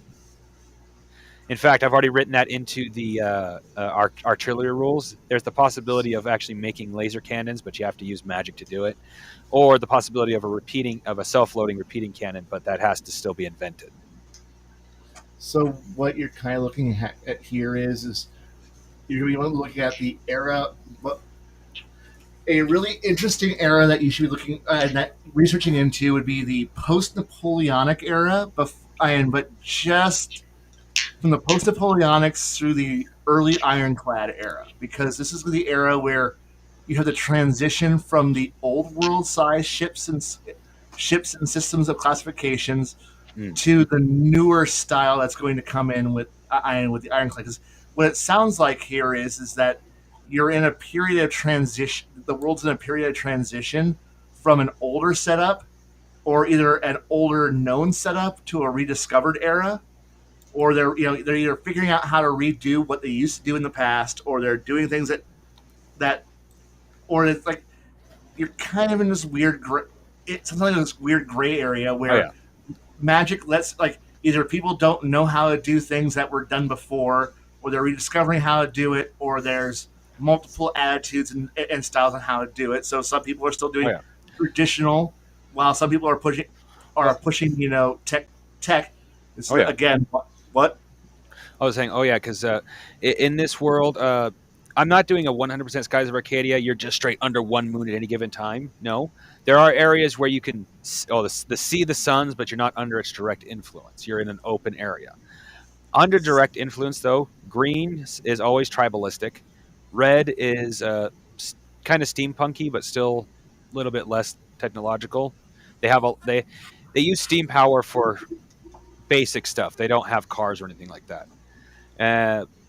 Beneath the blue sun, they have wind power. They do have actually wind powered vehicles, but if there's no breeze where they are, they don't go anywhere. This is all stuff that you'll get in later books when I write what's under the moons or under the suns. Right. Beneath the purple sun, they're actually they're the least technological, even compared to the tribalistic people, because they don't use virtually any technology. It's all magic. And then you have almost the complete opposite with the yellow sun, where they use almost nothing but technology. It's still powered by sunstones and things like that, but it's almost strictly technology based. All right. I describe it as a Victorian cyberpunk. Okay. Because of the fact that you have a varying grade of tech levels and magic levels across all of these various different color schemes and other things. Yeah. What was that? I just dropped something that made a huge noise. Sorry about that. So what I would almost suggest is figure out at what tech level or magic level certain things become available, and hammer that out. Yeah. Figure out at what tech level, because you're not going to come anywhere near the Traveler TL15 grade. No. Shrink down, zoom into where it is. So like, figure out what the arbitrary highest tech level of the setting is going to be. I'm just going to scale 1 to 10, 0 to 10. Yeah. 10 is be whatever is the greatest thing that tech can produce, and then have a magic rating of 0 to 10. 10 being whatever it is, the best thing that magic can produce. Hammer out what these are. I actually already know that from basing it heavily off of Skies of Arcadia. Beneath the Silver Sun, they are the only surviving civilization. They are from the old world. Then use that at figure out what the highest is, and then work backwards and down and fill in all the ranks. So that way, the more, because you're never going to run to a place where it's tech 0, or maybe you will, but that's going to be so deserted island, or let's say I consider making stone weapons at technology level. So right, tech 0. Tech 0. It's civilization, but they haven't figured out how to do shit. It's Stone Age. You're not going to see some Stone Age guys getting in a canoe and flying into the skies, basically because they rolled it into. They decided to pull some orky technology stuff and went. No. Even the Green Sun does have the ability to fly, but they can't leave their area. It's more island hopping than anything.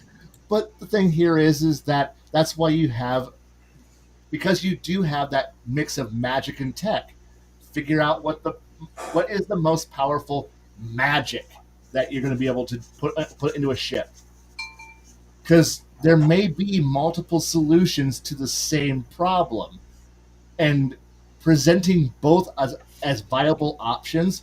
Sure, the last vestige of the old world super technology may be amazing, but then again, you have suddenly a wizard.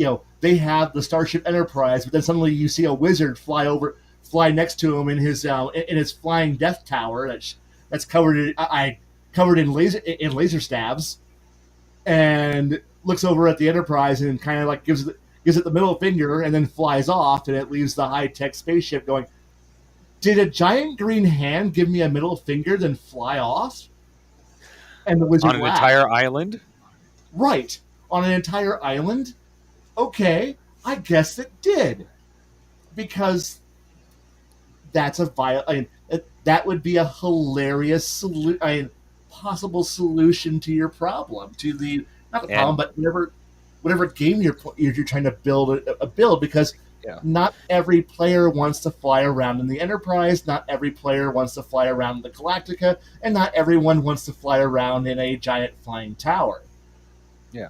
And knowing that you have somebody who goes, no, I want to fly around in a giant battle sailing ship, is a perfectly okay way to approach it, and saying, no, that would be a mix of magic and technology. Meanwhile, you have some guy who goes, no, physics triumphs over everything. I want to fly by beating up the air and making physics my bitch, a helicopter.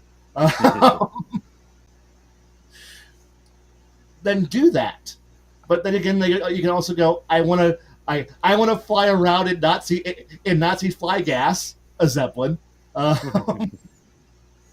And give people that choice to have fun, because having that Doc Savage, Man of Bronze option of, I have a flying aircraft carrier, the shield aircraft carrier too, should be a viable option. But then again, I fly around because I turned a pterodactyl into I found a giant pterodactyl. I cast flesh to stone on it, and then I strap rocket engines to its wings. So now I use its natural glider capability with rocket power to fly around on a giant stone pterodactyl. That should be a viable option as well. No, that would actually, well, both of what you've said so far is all viable options. Right. One of the things that I still have to write in is that the planet, though it has as fragmented, used to not be fragmented. So there are places where you can find fossils. I mean, written into I have island creation, and one of the things you can roll up as the GM to for the players to find is a fossilized skeleton of some kind. Right. And it would be a hilarious way of going about things. And honestly, since you're Oh, going for a very yeah, go ahead. oh, that immediately reminded me because I was thinking of pterodactyl. Like, why does that sound more viable than originally? There, I forgot there is a seventh sun that will be only truly explored after I write the book for it, and that is a black sun, and where all the other suns have some sort of magical effect directly tied to them. Earth, green being earth, red being fire, blue being air, purple being ice, yellow being lightning, and even in the game, silver was just technology and magic blended into one. But black in the game, and I'm going to keep up with that theme, in my opinion, felt like a time-based power. So beneath the black sun, things have not changed since the primordial times. So you will Sounds find awesome. monstrosities there. Sounds fun. I mean, it would be an interesting way to go at and go about it. I mean, it really just. But before you get to all the cool shit later, get a good Exactly. foundation now. Exactly. I'm still working on it. I have ideas for the future, and I know the basics, but I'm not going to flesh them out till I'm ready for that. It's like I do have to do some fleshing because I have to actually put in at least a page per sun that is open to the players. Like there might be a little excerpt in the back of the book saying the players can never find the black sun. That is for a future book because that in and of itself is going to open a can of worms if it's not completely fleshed out. Because you just say, "Oh, there's monstrosities there." But then again, I don't know. Maybe it's a good idea to like add a little excerpt at the back saying what you can find in the Black Sun if you want to play with it. It's just not directly open to the players. I don't know. I'm honestly 50-50. I don't know if I should make sure the Black Sun is talked about and like you can find monsters there, or if I should just leave it be and say it's a mystery until the book comes out. Well, here's the thing with that. If you say there's a mysterious, black sun where there's monstrosities, again, earlier, as I said, that's like dangling a giant shiny in front of the players. And they're That going is to true. flesh it out. They're going to flesh it out in their own way. Which, I mean, to me is fine. It's perfectly fine. Yeah. Especially if they start talking about, you're making this game. Oh yeah. They'll come up, the players and the game masters will come up with ideas that you never thought of, and so, oh, I can work with this. This is interesting, you know. Yeah. So yeah. And If you mention a black sun, and say, yeah, you're not supposed to go here. There's monstrosities, but there will be a book about it later. That's like I said, big giant shiny. They're going to go there. Oh dear God, yes. Yeah, well, it'll be in what I call the quote unquote. That's literally I got in quotation GM section. It's really mostly just tables, and that'll be in the back section as well, in that section as well, because it's all information that doesn't actually affect the game if the players read it. And I actually have a little section here that says that. So, dear player, it literally says this: dear players, do not read this section, or do. I'm a rules book, not a lawyer. At no point in history have whenever I've encountered that section that says "Do not GM only, do not read," have I ever listened to that? I Yeah, have always, I have always opened that section and gone, "Yeah, right. I'm reading," because I know I'm going to. I know I know I'm going to be GMing this at one point in the future. B, I know my GM isn't going to read it. So, and C, if he does read it, he's never going to use it. So why is it here? So I'm going to hijack it and go. I'm using it. Hey, on page XXX, there's that thing. There's this cool thing. Can I possibly do that? What the? Open the book up. Oh shit, that sounds pretty cool. Yeah. Can I do it? Shit, fuck yeah, you should do it. Did you bother to read this at all? No. Okay, cool. I have. Explain it to me. This is what it does. Okay, cool. Now you can run with it. And now we're using it rather than just simply having it go, wow, you put something in the book that nobody will ever read. And I Yep. know, but again, I come from a group of players who everyone reads everyone else's shit because Yeah. this is Well, this is GM only. No. what's in the GM? What I put in the GM section is going to be all the spare tables, like well, a copy of each table. Period. Random island generation, the random town generation, which is two things I would love Kai to look at, especially the town generation, because I got a sneaking suspicion Kai's going to go, I can break this in 1,000 ways. Because I feel like I made it wrong. The grand secret to when you're playing any kind of big transport, big sailing game is how far can you see from the shore? I well we can fly over it. No, okay. Then what can you see when you're flying 5 miles over something and look down, or look out your window? What do you see 10 miles out to your right? A spec. Um, a speck, right? A radio tower, maybe a grain silo, a big building. Hmm. Most of the time, when you arrive at port, and since we're in not space but in cloud, you can literally write what is what is what is its economic level, what is its law level, and this is again looking at Traveler here. Find the code. Just make a simple code that just says it is a town, it is a village, sorry, hamlet, village, town, city, sorry, small city, big city, metropolis, and is it a what is its law level? What is its government level? What is it? What is its economic level? And what happens there? And since you have what color things are, you can have that. Put 6 easy charts. Put 6 easy numbers on them, and make it so you can just roll that chart out quick.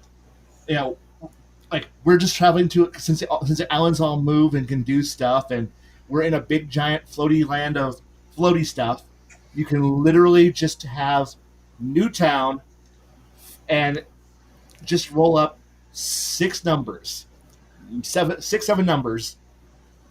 Bam, bam, bam, bam, bam, bam. However many Don't numbers forget, that you want to. Well, don't forget tech level.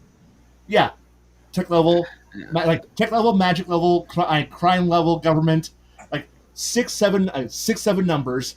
Bam, roll, roll, roll, roll, let's roll, see. roll, roll. Bam, you have an encounter, a city that you have just generated. Everything you need to know is now in there, and you've got in 3 minutes you've generated a basic town. We now know from looking when we pull up. Okay, this has got a class one, class two space. Sorry, airport, air dock. Like, what services does it provide? Okay, it has basic resupply, basic repair, basic Yeah. construction, advanced repair, advanced overhaul, various Well, I yeah. stole the creation system from a Palladium Rifter. I even took the quote from the book, and of course, I made sure the quote was specifically said it's from that book. Hey guys, Yeah, I got a bail. no All right. problem. See ya. It's been fun. Yeah, Right Thanks Right for on. on. having Yeah, me. bud. no Always. problem. Enjoy. Talk, Enjoy your rest of your talk to night. y'all later. Yep, See take ya. Good care. night. You well, sir. Uh, but the Yeah. system I have set up so far is it's well, let's just say I'm the king of 10,000 charts and options on those charts. Right. Right. So first one we have city size, which goes all the way from a small hut to a large city, and that's literally like over a dozen options in between because I go small hut. It's all set up small hut, big, a medium hut, large hut, and then we have the inns, the settlements, the ports, the villages, the towns, and the cities. And then, of Right. course, there's a chart for each of those individually, so you don't have to route 10,000 charts. Step 3 is your location. This is like, are you on a trade route? Are you separated from humanity? Those are both ends of the chart. Tech level, self-explanatory. Uh, Refraction or magic level. I call it refractions. The Right. town's water supply, natural resources, government, police force slash military, depending on exactly what kind of city they are. Law enforcement in and of itself, because the police force and the military can be separated, because law force more refers to how it's enforced, not what Airbnb. they have. Right. Noteworthy businesses. Let's see here, business coalition, You're uh, power what you're sources, wealth level, criminal activity, connection to the world, ancient locations, and last but not least, objects of interest, which are plot hooks. in short, what you just described here is the Traveler World Builder Handbook. In short, it is and what you're generating out is the code, the I the code for a planet, which is honestly embrace the Star Wars mono mono biome world, because honestly, in Star Wars and Traveler and other Oh, games like it, you only ever care about the high port and the low port. High port is your space dock. Low port is planet. yeah. And Well, you only care about the primary spaceport for a planet. But you're looking at airships, you're only looking at the primary dock for an island. yeah. So nobody gives a shit about, like, maybe you've got a very, very, very, very, very large island, Uh, Great Britain. You might actually give a shit about Cardiff, but yeah. you probably are only going to care about London. Yeah, You that might is care true. about Liverpool, Uh, but if you're in the Caribbean, you're not going to give a shit about some small little itty bitty port. You're going to care about Port-au-Prince, yeah. or some whatever is the primary port for the island, and that's Yeah. what you're looking to specify. That's what and so that's what everybody is cloning this. Well, that I wasn't my intention, but I was cloning Palladium. But hey, if they cloned it from that, then But Palladium pretty much tore this out and then yeah, threw in magic, and then threw in the one, like, they threw out the high port because nobody's in space because we on Fantasyland, um, and then they threw in, so there's no high port, but they threw in they threw in a magic chart, so it's like, because there's magic in the world. Congratulations, you have magic. In short, you have what Traveler pioneered, which was generate a world. BattleTech has their yeah, version of it for when you're trying to generate a random world for a random encounter, because BattleTech is too. Traveler is a monstrously gigantic map. It is a huge universe that you can ignore. By God, you can ignore all of it Hey, we because have a Bruce. there's two Traveler worlds, and there's two Traveler universes, the Yeah. official one and yours. Oh yeah.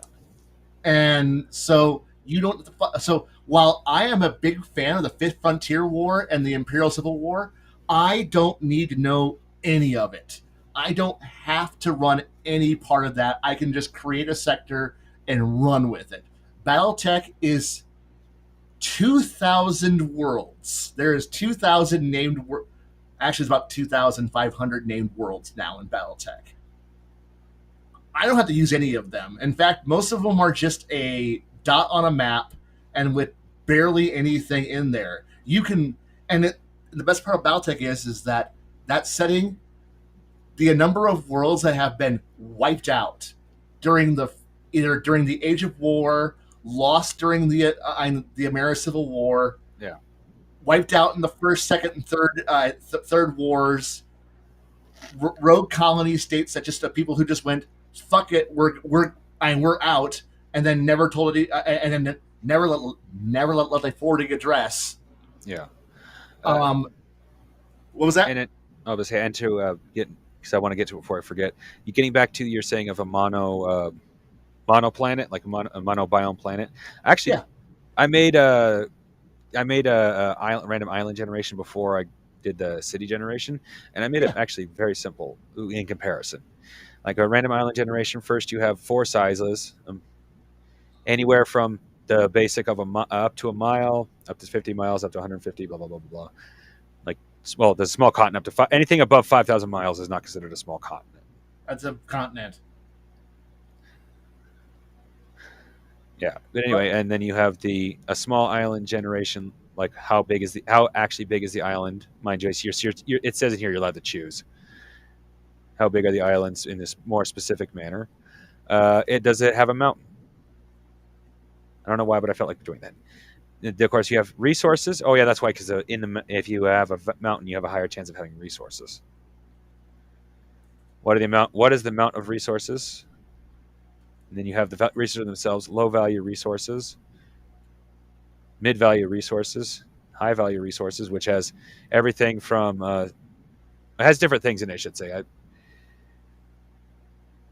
like low value is zinc or copper ore. right, Each one also has a weapon cache in it. And getting to the environment, each environment is each sun is going to heavily affect which environment you're under, or what your kind of environment you're going to find. And I set it up so you can either randomly roll which sun you are under, or you can just choose. I forgot to make a random island generation for when you're not beneath the sun. Of course, I don't think I'd written that at that point. But anyway, beneath the green suns, you're always going to find lush vegetation of some kind, like anywhere from a tropical forest to actual mushroom forest. right. And Under the red sun, you'll find always a desert, usually some sort of desert biome.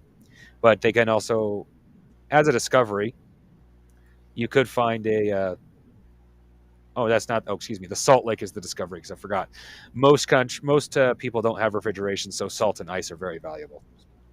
right, So the discovery for beneath the red sun is actually a salt lake, and GM can either choose or roll how much of the salt is edible.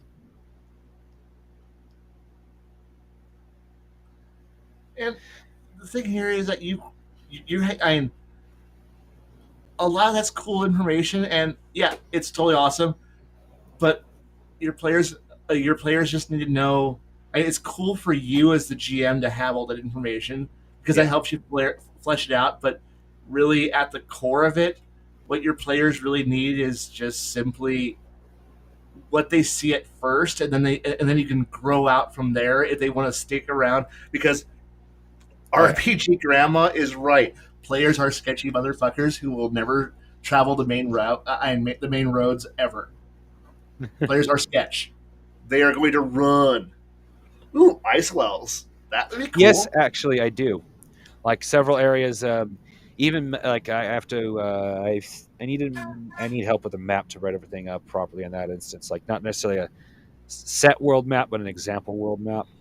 Because there are solid stone walls and there are a few solid ice walls, but there are also reefs of floating rocks and floating ice that even some metal hulled ships cannot get through. Not steel does not work. You have to have a special metal for flying ships. Anyway, even metal hulled ships can't get through because they'll just be pummeled to pieces. In which case, you have to find gaps. Even the highest tech, well, maybe not the highest tech, but the highest tech that's willing to share their tech, which is the yellow, and even then they're sketchy. Like they have refrigeration, they don't share it with the world. But then again, magic can reproduce a lot of things. Oh yeah. Well, One of the, I mean, players. I've seen players, do simple things like the cantrip. What was it? Hey Bruce, sorry to bother you're you real muted, fast. or at least it sounds like you're muted because we can't hear you. Yeah, he's muted. But no, there's I got muted, but I wasn't trying to. Go ahead. no, no. What's the cantrip that allows you to pretty much where it's just pretty much just a point of frost damage constantly, where it's just like Uh, cold it's basically just like the cantrip of ray of frost. use or ray of frost, yeah, for Pathfinder. Yeah. Hmm. So pretty much you just create a magic box that can ignore 1 point of damage, but you're just constantly keeping it freezing cold in the box, and suddenly you have a refrigerator. You don't need Yeah. to actually have all the compressor stuff and advanced technology when you Oh, literally have like an ice fairy I yeah. chained to the side of it, and Yeah. Well, I or actually put in a spell where you can do a kind of a refrigeration. It doesn't work very well because it's a you can spells are supposed to be and spell any ability is supposed to be set up as three ranks.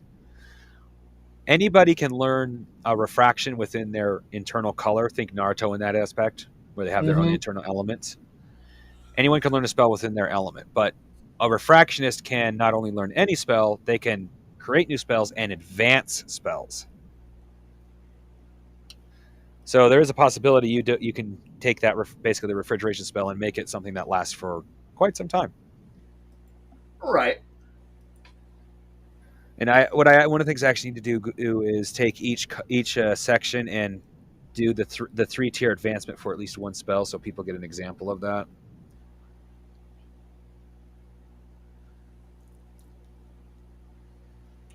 Just be just the for a warning, Yeah. as when you the more room you give the flexibility for a game and for the spell system to be able to do things, the more your players are going to be creative and do strange stuff that you're not going to anticipate.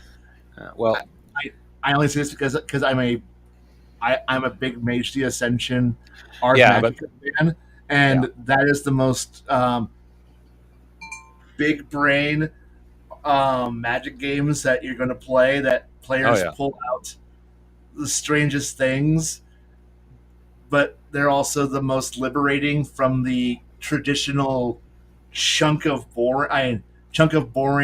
You only get 3 level 1 spells, 3 level 2s, and the classic Vancian magic system that everyone knows and that does for everything, except for the whole. Well, I got spell points, and your spells still have levels, and they still have it's still up their level spell, and you only have the ability to cast third level spells, so your spell points can only be used to cast up to third level spells, and then you get into more the more you start tinkering with the system for your magic system. So while yeah. I have hammered on ships, really hammer in what magic can't do, or you're going to have people running roughshod over it in very creative ways that are going to make Yeah. whatever you thought you had planned be, which Well, will be possibly cool as hell.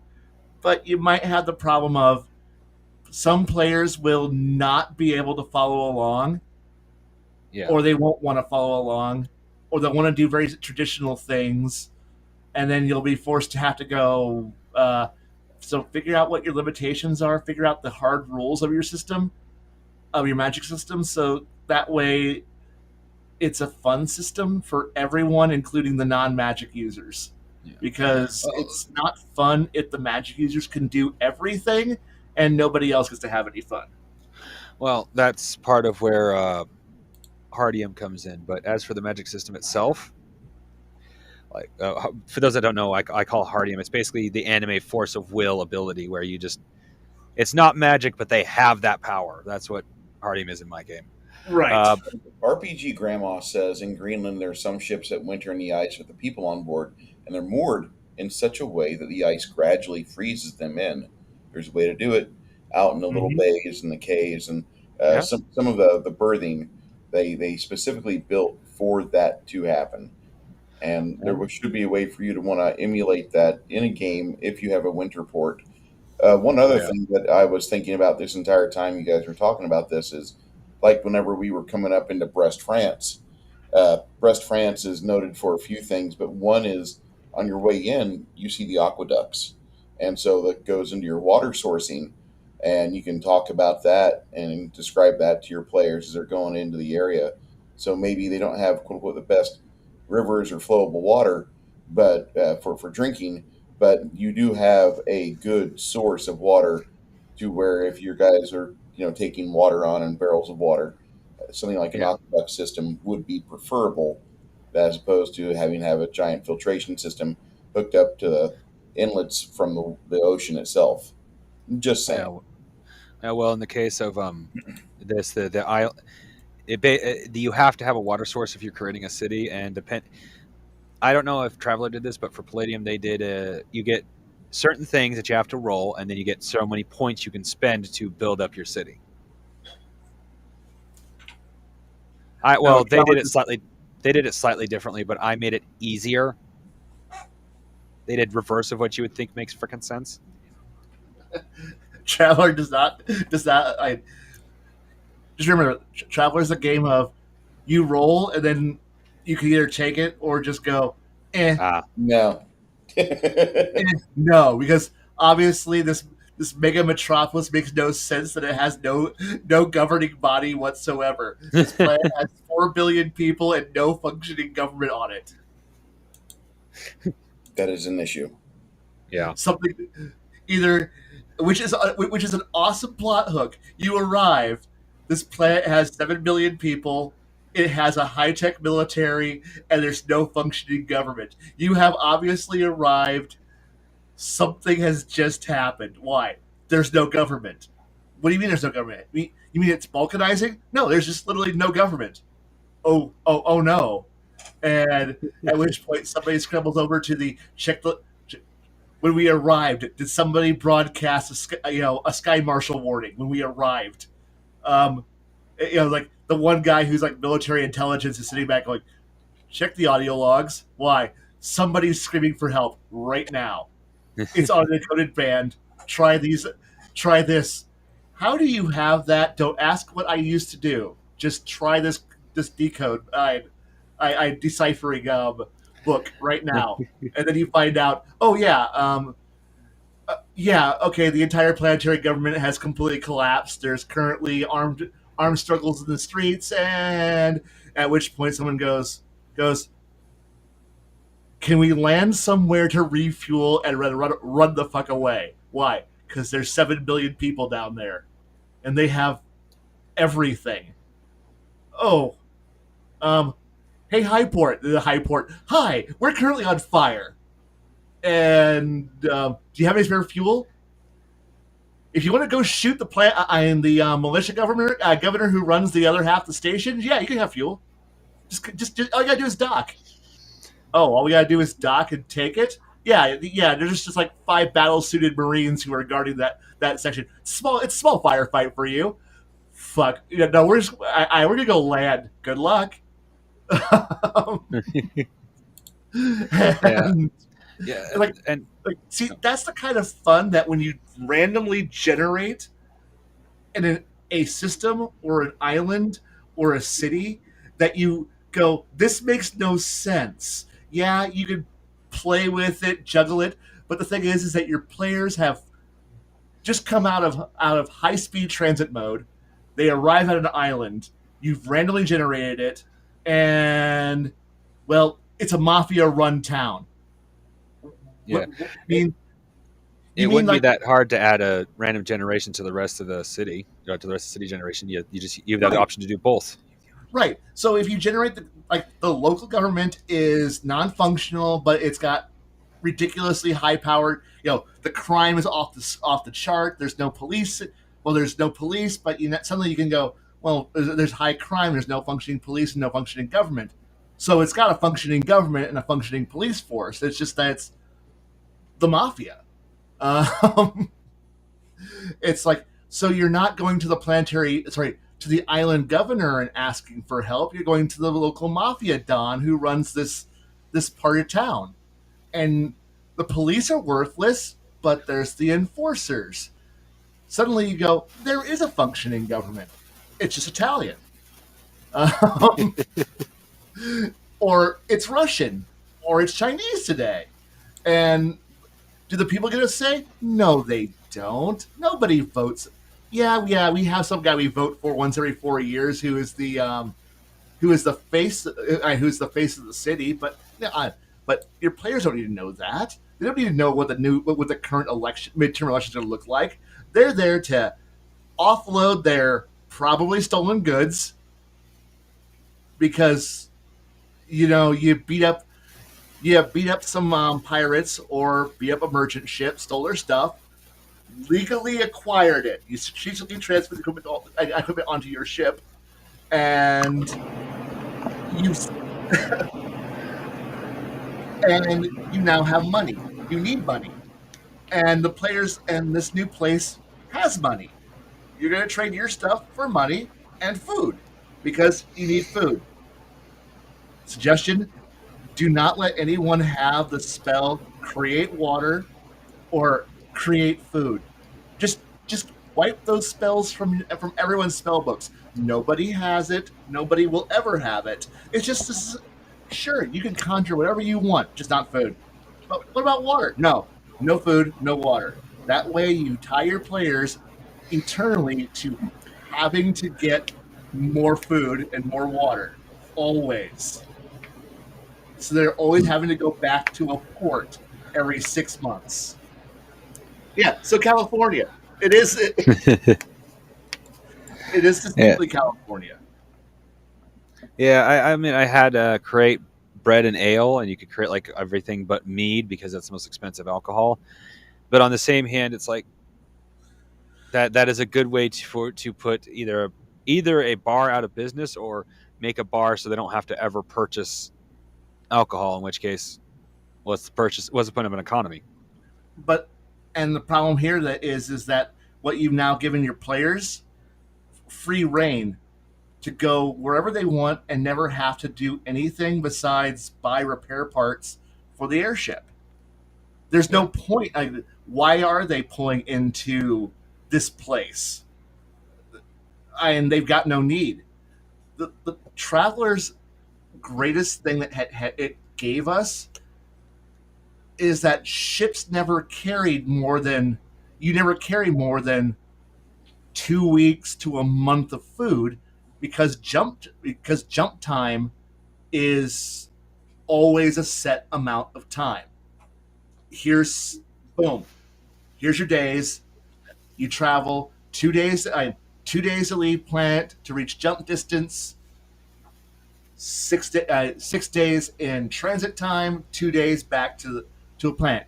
10 days. Most ships carry 30 in 30 days. Most ships only carry enough fuel to make one jump. So you have a lot of food, not much jump fuel. Since you don't have jumping, the only thing that you've got is food and water as your only constraints to make players come back, unless your ships do run off fuel. But you have them running on sunstones or wind power or sailing or whatever allows them to go into travel mode to go between the high speed transit drive that gets you from point A to point B. You're looking at what is going to keep your players to come back, to not just sail off into the horizon and never return. What keeps you close to the islands? And that's going to always be food and water. And the moment you have players being able to conjure food and water, it doesn't matter if it tastes like gruel and the water is just water. And people are like, well, nobody wants to just drink water and gruel endlessly. Congratulations, you can live a long time off of hummus and water. It may be disgusting. You may want to come back and go, oh, thank God, fresh vegetables and fresh meat. Fruit, yum. But you can survive a long time off of it, just MREs and water. And if you give them booze, a boost spell, most players will be like, I'm just like, oh no, they're not making mead. Okay, so we make light beer. Like, well, I don't want you all to get drunk. Okay, hey, yo, I'm wizard bartender. I have a name and a real job. No, you make beer. That's your only job. you're a beer maker. Make us some watered down light beer. 0.5% alcohol rating. Why? Because I can't make. We can't make water. We can make booze. So make some watered down dive bar beer. The shit that you can't get drunk off of. Oh, okay. And suddenly everybody's like, oh no, if I drink two 24 packs of this shit, I might get a buzz. But I'm going to piss a lot. And that's all you get. Like, you're going to have some very depressed sailors who are all going to be wondering why their beer is water. Slightly colored water. But that's what you're going to do. It's like, but if you force them not to come back to port, and yeah, RPG Grandma's thing is how long to repair the ship, malfunctioning, how long to actually calculate it. Yeah, she's making some great points here too.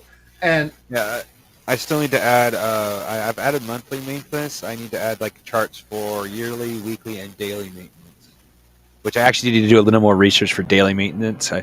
Yearly and monthly is easy, especially in this fantasy world. You can just go off of what the ship is supposed to be. But when you're doing daily, you actually need a little more research because that's I know there's like ropes and things like that need to be checked. And so don't make it overwhelming. I know that it's tempting that there's some people out there who will be happily jumping all over every little bolt and nail and rope that can go wrong. Just make it simple. Make a very simple amount of daily preventative maintenance that can be done. Let it just simply be, here's how many hours that you need to work on it to do basic preventative maintenance, because people are going to strip the. I think I saw a sticker on somebody out there that says the only day without rust was yesterday, and that you're going to have players who are going to be doing their work. It's like, just say, as long as everyone does 4 hours of work a day and have a very small amount but continuously ticking amount, that is what you spend on paint, sealant, maintenance things, generic things that you can just write off.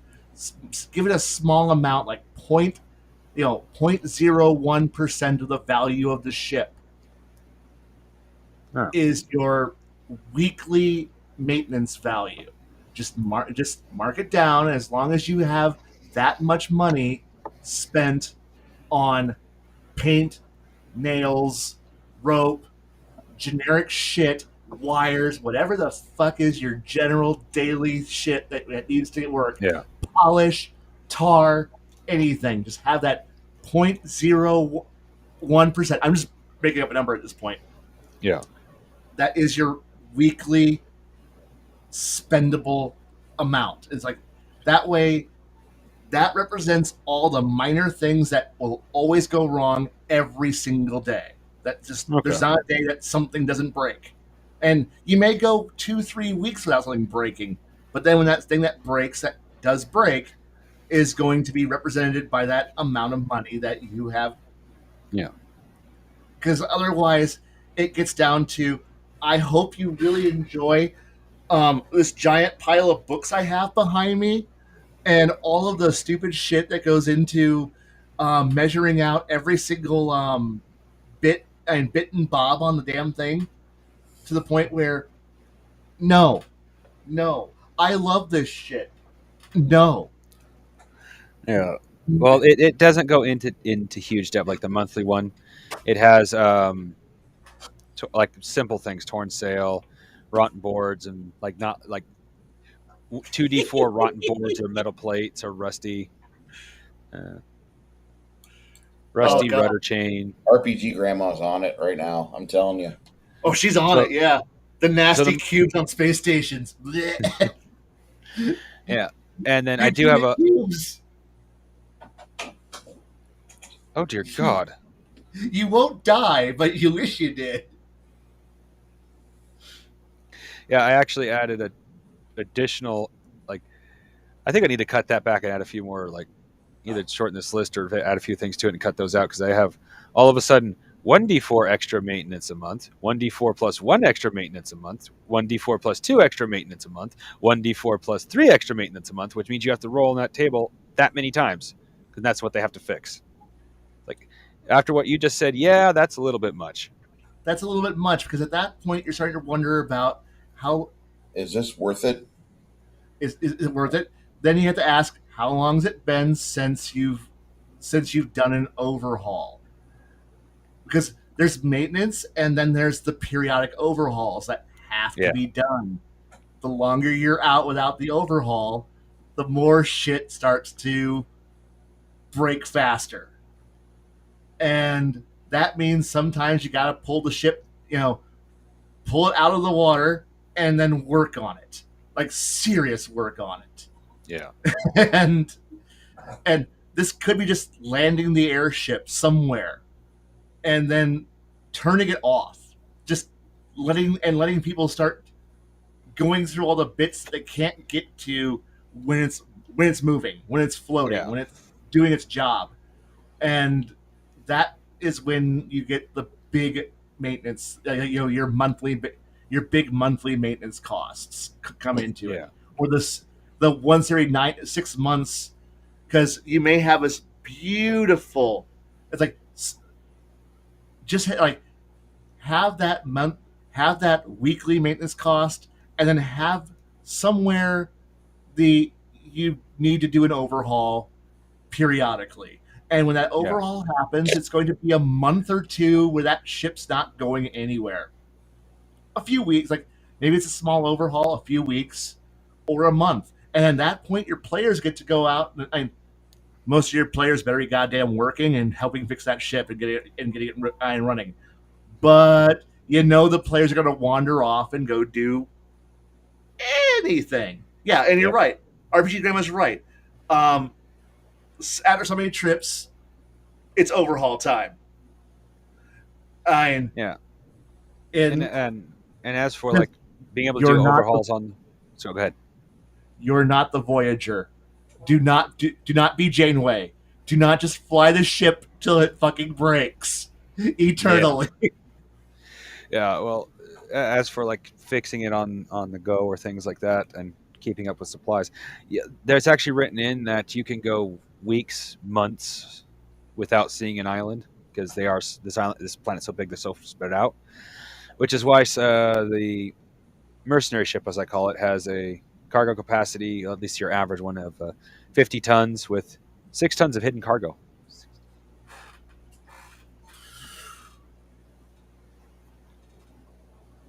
All right. At least you now know what you need to.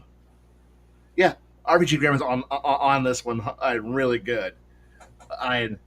She's got she's got a good grasp of this stuff. And yeah. Oh God, either she drove a truck for a living, or she's been around heavy equipment, but neither of those are fun when they're not making money. And because that's where we follow the grand line of you either make time for maintenance or the vehicle will make time. I will force you to make time. Yeah. Mm-hmm.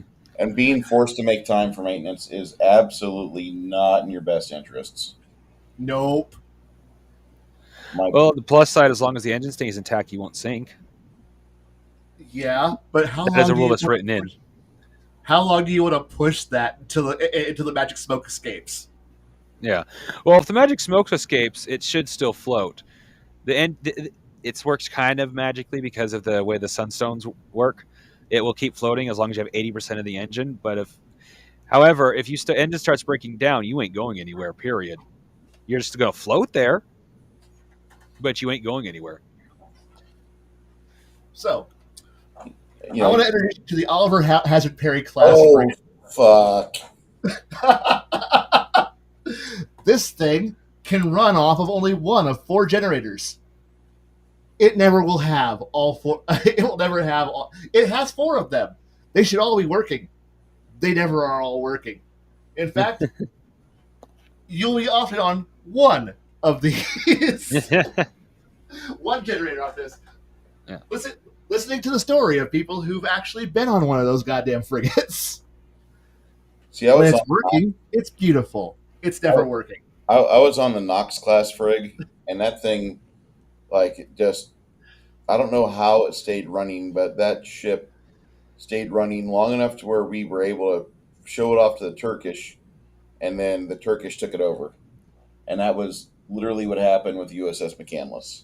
And there was so many times where one of the two main spaces, one of the two main engines, you would have just your entire engineering crew working on that, and they're in a room that's like 98, 99, maybe 100 degrees, and it's just constant. You're not going to be done with this before the end of your shift. When's the end of your No, shift? The end of your shift is whenever this engine fires up again. So be used to the idea of maybe you're going to be, doing like serious amounts of coffee or, Monster or whatever stimulant is legally allowed. You're going to be on that.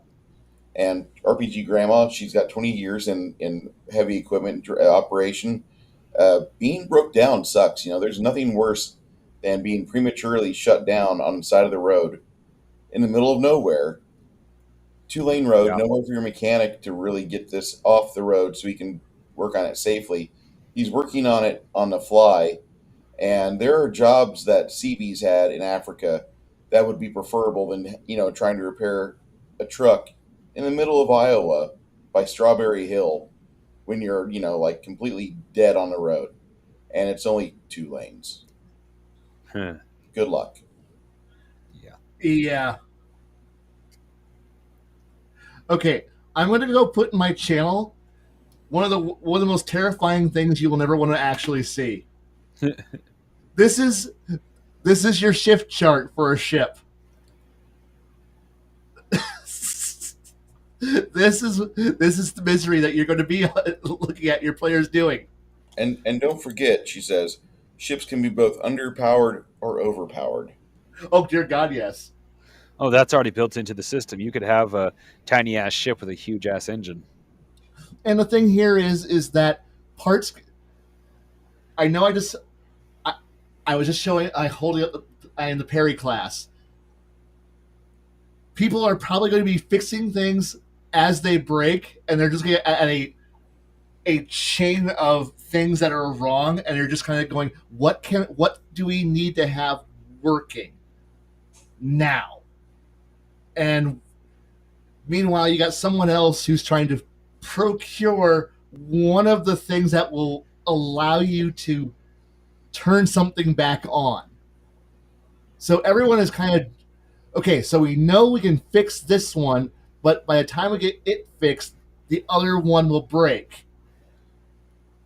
We need somebody to go out there and go find us a new thing, so that way it don't break. The problem here is that you get to find out that nobody's made a new one of those in approximately 10 years. And now you got to try to track down somebody who has a 15-year-old, hopefully in good condition, replacement for one of the 4 things that are broken right now. And everybody's busy. Everyone's short on temper. Everyone hasn't slept, and they're working. And hey, half the shit's working. Oops, good. We're above minimal safe levels, and then something breaks again, and then you're having to now you send your BARD out, your logistics guy, who's supply guy, who's gonna go out there and find you this because I see. Unfortunately, I work in the wonderful realm of truck and car part supply now. So I'm the guy who people come in and go, please tell me you have the hydraulic lines for a fill in the blank truck or tractor or piece of heavy equipment. And I'm like, let me see. I'm like, if you're willing to wait 3 hours, I can get you the fittings to make that line. I don't have 3 hours. Can you drive to a nearby town? I will. Okay, here's the address. Here's the people who have it. Go get it. Or I had people come in and go, "Can you make me a battery cable 20 feet long?" Why? Because I need to jumpstart a tractor that's sitting at the bottom of a ditch. And, and you're like, okay, let me get to work. And then you're like rolling out, lengths of cable, lengths of line, and you're assembling shit on the fly, and then handing this thing to somebody and going, good luck. And they're handing you a giant stack of cash. And like you haven't even told them the price tag. They've already got the card out to go pay you.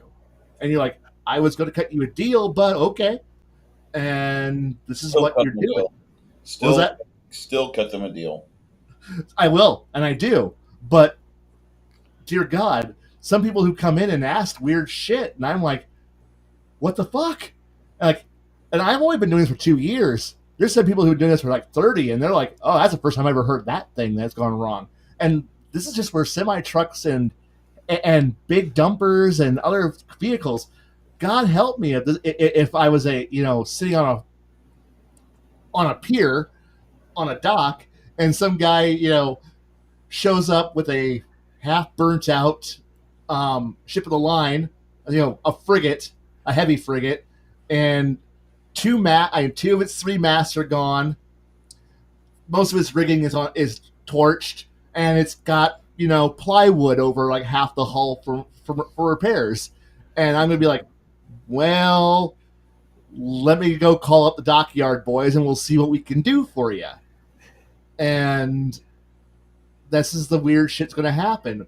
Or to use a slightly more modern thing, a bunch of tugboats go pull a boat in that has no bow, and you're asking, what happened to the bow? Oh yeah, a torpedo hit it. And is that why there's a giant wall of coconut logs in the front of it? Yep. And is that why you sailed it in backwards? Yup. Can you fix it? It's fucked, but I'll try. And you get to work. And these are the fun things that you're going to be looking at when you start having players now having to deal with a ship that has a misjump. That is a nerdy's comment in there. It's like, what did you just post? Is this a monthly gamer schedule? And I'm like, yeah, no, this is a weekly shift sleep schedule. And do you see where you get to sleep anywhere in there? You don't sleep. It's just misery, eternal misery. And that's the fun part that you just gotta like, your players are going to be just, by throwing these in there, they're going to sit there and think they're going to have fun. This is going to be one piece where they get to sit around, listen to cool music, and sail around and shit. No. They're going to be miserable people. They're going to MacGyver the shit. Yeah, RPG's going to MacGyver the shit out of stuff. So what he's talking about is something like this, where you have your watch schedule, your chow schedule, chow schedule. You have more watch. This is a 24-hour day. This is a 24-hour day. This is a 24-hour day. And these areas here are where you're trying to get a wink or two of sleep, but it's not going to happen. No. Well, I actually took Jade's suggestion. Laundry. Yeah, I actually took Jade's suggestion, where this being a larger planet, give it a longer day, so it's actually a 36-hour day. Oh, good. Congratulations. It's now worse. You made it worse. Do anyone? When do we sleep? We'd sleep. You guys are sleeping? Because in that chart that Bruce just had on screen, somewhere in there, you also have to do laundry and any of your homework that you got to do for studying for your fucking job. Yeah, when do you do any of this? You don't.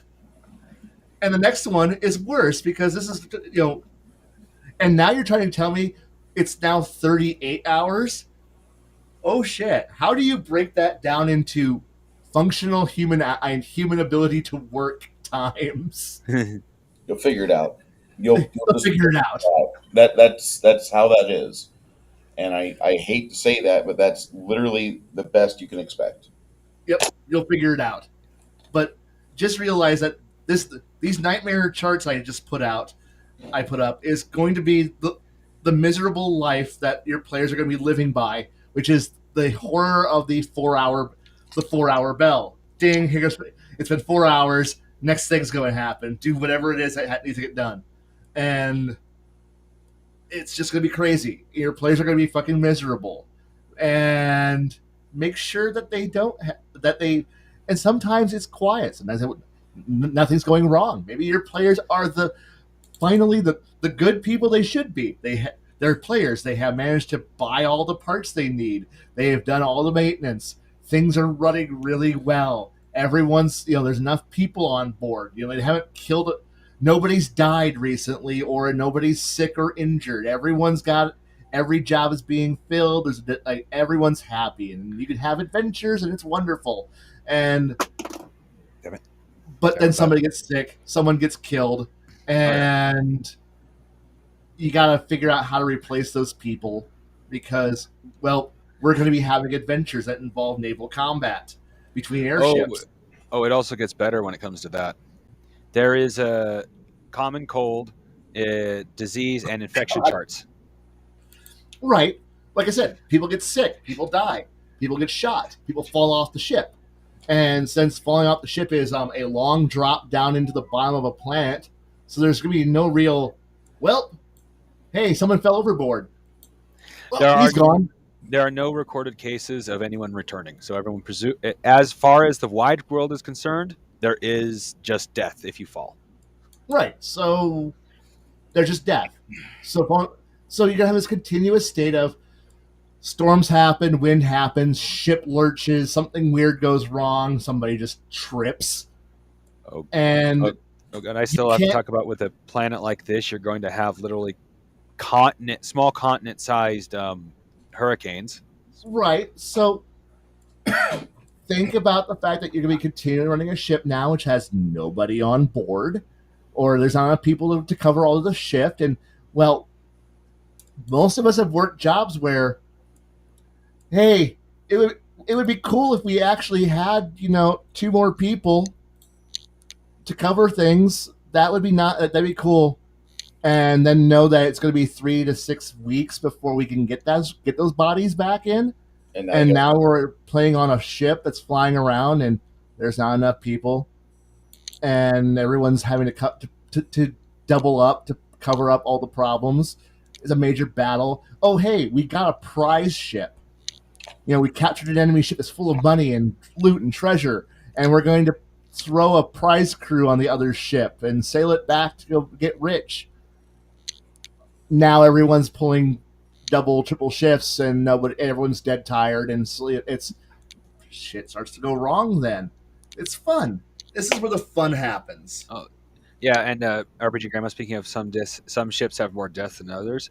Kai actually inspired me to make a personality chart for the ship, meaning what proclivities of what happens to the ship. Does it break down more? Does it have an unlucky this? Does this happen more often? Yeah, it gets a reputation. It gets a personality. It gets things happen. Then you have like the USS Cyclone, where it shows up and there's a missing crew. If you ever read about the USS Cyclone, I seen that, and it's like what bugs me the most is the meals. It isn't just like everyone left because of an emergency. They left in the middle of eating. That is like, what the fuck? And everything was set down cleanly, not like they were running in the middle of their meals, like almost as if they all were given orders to go do something at the same time, and then just disappeared. One of the scariest JSAs I ever did, job safety analysis, I did for the Navy, was right before we left for Europe. We had one of the oddest JSAs where we were told by our weapons commander, Ensign Price, now Lieutenant J.G. Price at the time, and he decided to bring it out that, hey, listen, if we ever bump into a sister ship or smaller that is adrift without any crew, without anybody on board that we see, what's going to happen is we're going to put a skeleton crew on board the ship and we're going to moor it to us and we're going to tow it to the nearest port. And it was kind of a weird situation because all of us were just like, it was one of the most interesting times we ever had at a JSA where what exactly happened to where you're talking to us about this? And I didn't ever get a fucking answer on that, but I could only imagine because your brain goes in these weird spots. Like, did aliens come down and take the crew? Did this happen? Where's the documentation where like we need to know? No, this hasn't happened. We're just doing a CYA event. We're covering our ass if in case this ever has to happen. So you know that you're going to be one of like 20 guys going onto a ship to fire it up and get it crewed to where we can take it to a safe harbor and then bring you back and you can function again on your ship. But this is just something that we need to cover. And so any ship that ever bumps into a smaller Navy ship out at sea, that is actually a standard operating procedure. I don't know if it's ever happened before. I never got an answer on it. This is back in '95. But it was just one of those really interesting times we had.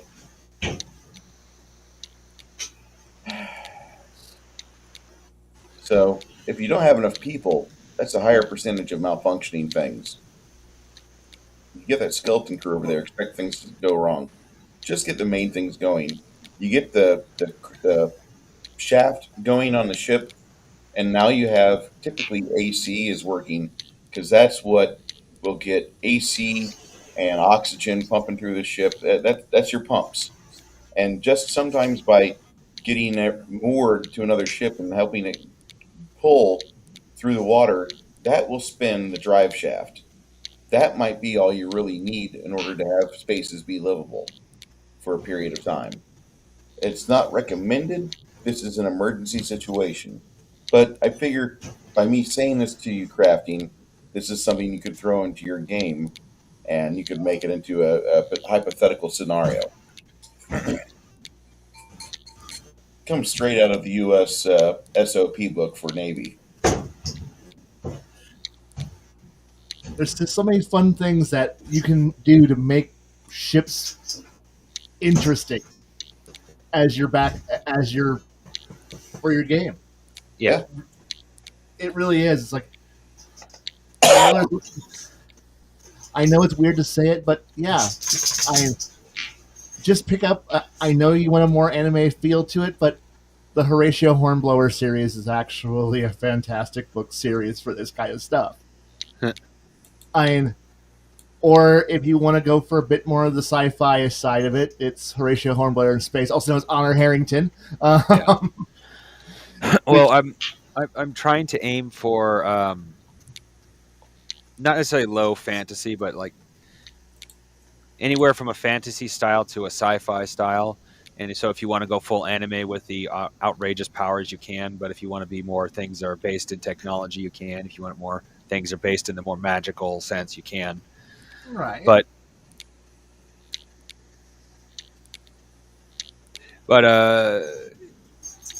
right, I was about to say something that flew right out the window. Sorry about that. She says she spent last year testing a Generation 1 of a commercial electric vehicle. Ooh. You know, between that and the fact that they call her Nick MacGyver, or MacGyver Nick, in the garage, they call her that kind of Yeah. makes me a little happy. Because I wouldn't want to give an EV heavy truck to a kid that just got a CDL in the last couple of years. Yeah. She's like, that was fun. It was raining inside. That's not good. This is not good. Rain on outside, not inside. Yeah. But yeah. No, Anyway, we've done this almost for 3 hours, but like a minute less than the third hour. yep. And I don't mind talking to you guys, having Nerdy over, pop in, and everybody just have fun. but I just want you guys to understand that like this is just a little game or a little show we do because there's questions that some people have about narration, game mechanics, etc. And this is always a good time to bring out Kai because Kai is a reader. He loves to read, and giving him the chance to just kind of impart information that he's found here and there gives him a place to bounce ideas off of us and bounce off real events off of us as well. That Oh yeah. any one of us could throw something like some bad situation at our players at a table, and it'll be fun to watch them try to work through it, and especially whenever you've already gone through that yourself, and one of the ways to successfully navigate through that crisis and see your players try to do it. It's a low risk way. One of the reasons why we play the tabletop RPGs. Yeah. RPG Grandma was like, "Yeah, the air conditioning's trying to catch on fire. That's again not good." I had a Kenworth that decided. I don't know if you guys can hear me or not. I Yeah. can. Okay, the last Kenworth I drove decided that all of the Freon needed to be shot at me through the vent of the AC all at once, and so that trying to let the truck slow down and focus on getting my hand on the vent while steering it, and then things are shutting down on the truck. Power steering is going away.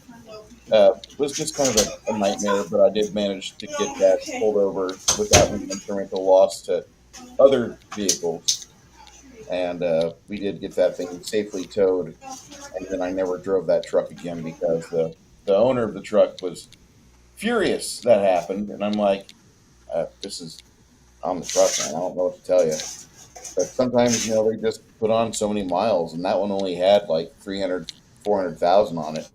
I would have thought it'd gone for, 500,000 easy before it decided to die. But nope, it said today's the day. And therefore, that's just, one thing that I do plan on doing to my player characters. They're supposed to be safe, they're supposed to be a functioning vehicle, and give them the crisis, see exactly how they navigate through it. Can they navigate through it? And I want to see if they can. I want to see if they keep their heads level. I like games like that. I want to have them stressed a little bit. I think that's one of the funner parts of the game because we are generally safe in our chairs, lunching on Cheetos, but we have a crisis at the table and we got to figure out, either through practical knowledge or through just let me get lucky with a die roll. Have I ever read anything about this before? Let them try that. And I think that's something that we should do. Eventually, the whole recharge system malfunctioned, but it's working now. And for those of you not used to commercial traffic vehicles, uh, yeah, these sound like a nightmare, but these are things that actually happen on a daily basis. Uh-huh. I'm Before beginning any repair or maintenance, be sure that you know these expletives and their proper uses. Son of bitch. Shit. Son of bitch. Shit. And as my old man used to say, no automotive repair job is done until a blood sacrifice has been made. Yeah, if you're not busting your knuckles with a wrench on the hard part of the metal, you probably didn't work hard enough. While I was blacksmithing one time, I had a hammer chip and send its chip right into one of my knuckles. They did the X-ray, and it was literally less than a millimeter, centimeter, some tiny ass number from actually doing damage to my tendon. Huh? We all get lucky. Yeah, Crafting? yeah. Is that how you do you want to add anything else to the show today before we wrap it down? Before we wrap this up? Uh, Not really. I think I was very informative for what I want to do, and as per the usual, I enjoy being here. Yeah, I really love having you and Nerdy pop in. with the occasional question or game rule question. Next week we discuss propane. It's not a big deal. I was one of the CNG drivers years ago for my employer. Uh, That can be fun with a capital F. It can be prosperous with a dollar sign, or it could be expensive. yeah. Kai, you want to wrap it up for us, sir? It's been a lot of fun. My voice is going out. I'll see you all in 2 weeks and try to be good until then. Night, everybody. Night, everyone. Good night, all.